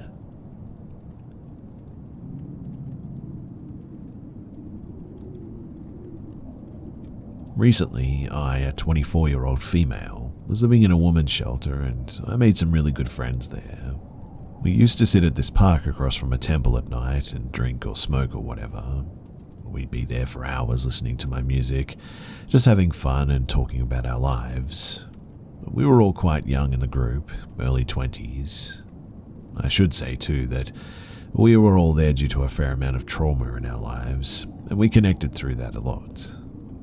One night, my friends and I went to a party in the city where we had been drinking for hours and weren't tired when it was over. So when me and my closest friend there, 22-year-old female, got back to the shelter, we decided to go sit in the park and watch the sunrise and drink a bit more. We're there for a little while and we suddenly hear R&B or rap music coming from the temple across the street. I might add that we are both mixed black girls and we were pretty tipsy, so we thought that it would be a strange adventure to go over there to see who was playing my favorite song so loud in the morning. It could be a potential friend, or maybe we'd just learn about the place. Whatever the case, it was a beautiful temple. So we walked over and the gates were locked. We were disappointed, but a man comes out to greet us and said that we could come in and see the temple. He said that it was his music and that he loves that we like the same music. So we go in and he sort of shows us around. It's beautiful in the bottom, but we also notice a lot of rooms with beds, and he tells us that if we ever wanted to rent rooms that we could for unbelievably cheap. We thought that being homeless girls with not much work, that it was really an amazing opportunity, almost too good to be true. At first, too, I felt nothing but positive vibes. He shows us his computer that's playing the music and asks what songs that we would want to hear. I get comfortable with this guy. He was funny and we all sort of got along pretty well. We're talking about recreational activities that rhymes with weed, and so we had some and we offered it to him because he was just really cool and chill. He then says that he'll pack ours with our stuff, and that will be more important later. I should add too that he was constantly complimenting me specifically. My hair, my skin color, and saying all really forwarded compliments that made me a bit uncomfortable. He started asking if I like Asian men and if I had ever slept with one. He was of Eastern Asian descent, I'm not sure where though, but he then went on to ask more questions about my sexual preferences and told us that he would give very bad drugs, don't think that I can say it, to girls to smoke and have sex with them, drugs no one should ever do. He also said that he sees us sitting at the park sometimes through the window, and all of that was becoming a pile of red flags. He then said as we were smoking that if we had another friend, we can also take his room because he's moving soon, and that was when I got a weird feeling, so I decided to ask him why he was leaving if the rent was so cheap. He wouldn't answer, just dodging the question, and my intuition was telling me that something was wrong. It's ridiculous it took so long, but I asked if I could have some water, and he said to get the one out of the fridge. I went out, and there was another guy there, and he was nice in offering me the water, but I decided to get a glass and use the tap instead. He runs out of the room my friend was in and says, "No, the one from the fridge." And I said, "I'm fine with this." He walks me back to the room and I sit back down next to my friend. He then went on to say, "I'm moving because I hear people screaming and having orgies at night, noises banging on my door, sounds of people being tortured and hurt, and it disturbs my sleep." And I mean, like, what, right? It was almost like it accidentally slipped out, what he had just said. I almost thought that it was a joke, to be honest. I asked him if it was nightmares, ghosts, or real people that are making these noises at night, and he just continued to dodge my questions. I asked why on earth he didn't tell us this earlier. We were honestly in disbelief, and he continued to ignore what we were saying and acting really strange. I then noticed that he had closed the door when I came back in earlier, and I started to think that we actually needed to get out of here because this was getting dangerous. He then said, "You have to listen to this song, you'll love it." It gets worse though. He puts on this terrifying sort of chant or Viking-like song and plays it really loud, too loud, and he's chanting this song so loud that we're yelling at him to turn it off, but he just doesn't listen. The video is Viking, like people killing other people or something, and we're begging him to turn it off because it's terrifying, and why would he or anyone like that sort of thing? I mean, it was barely music. He turns his face to us fast and screams maniacally with his teeth showing. His tongue was out and his eyes were wide too. It was the most distorted face that I'd ever seen. He didn't look human, in fact. No sane person would act like that anyway. My fight or flight response isn't really all that good, so I sat there laughing, sort of just frozen in fear, I guess. My friend, on the other hand, was in fight mode. She threatened to beat this guy up if he didn't let us out right now. I ran to the door and he ran at me, so I froze in front of him and he went to open the door because it was locked. We started running out of the house while he laughs maniacally, speed walking behind us. We bolted out, and mind you, I'm still trying to laugh it off, but it was the beginning of the worst panic attack that I'd ever had. If my friend wasn't there in fight mode, I genuinely don't know what would have happened to me. I mean, the way that he changed so quickly, his movements and mannerisms, the way that his face just didn't look human anymore, and how naive we were to go in there in the first place because it seemed like an innocent temple. We didn't get many answers from this situation because, well, quite frankly, we were just too scared to go back or cause problems, which I know is pretty stupid. We don't know if he was truly troubled or if there were actually people there getting hurt, killed and tortured or having orgies or whatever, but it scared me. It scared me to think about the fact that he knew that we were homeless, vulnerable girls at the time, that he may have lured us in with the music that he hears us play. We also were completely tripping because he laced our stuff. I don't think that I can say on here what my friend believed it was, but it was the worst experience that we had ever had. I highly doubt that those girls that he spoke about in the beginning were there consensually. Let me say that much.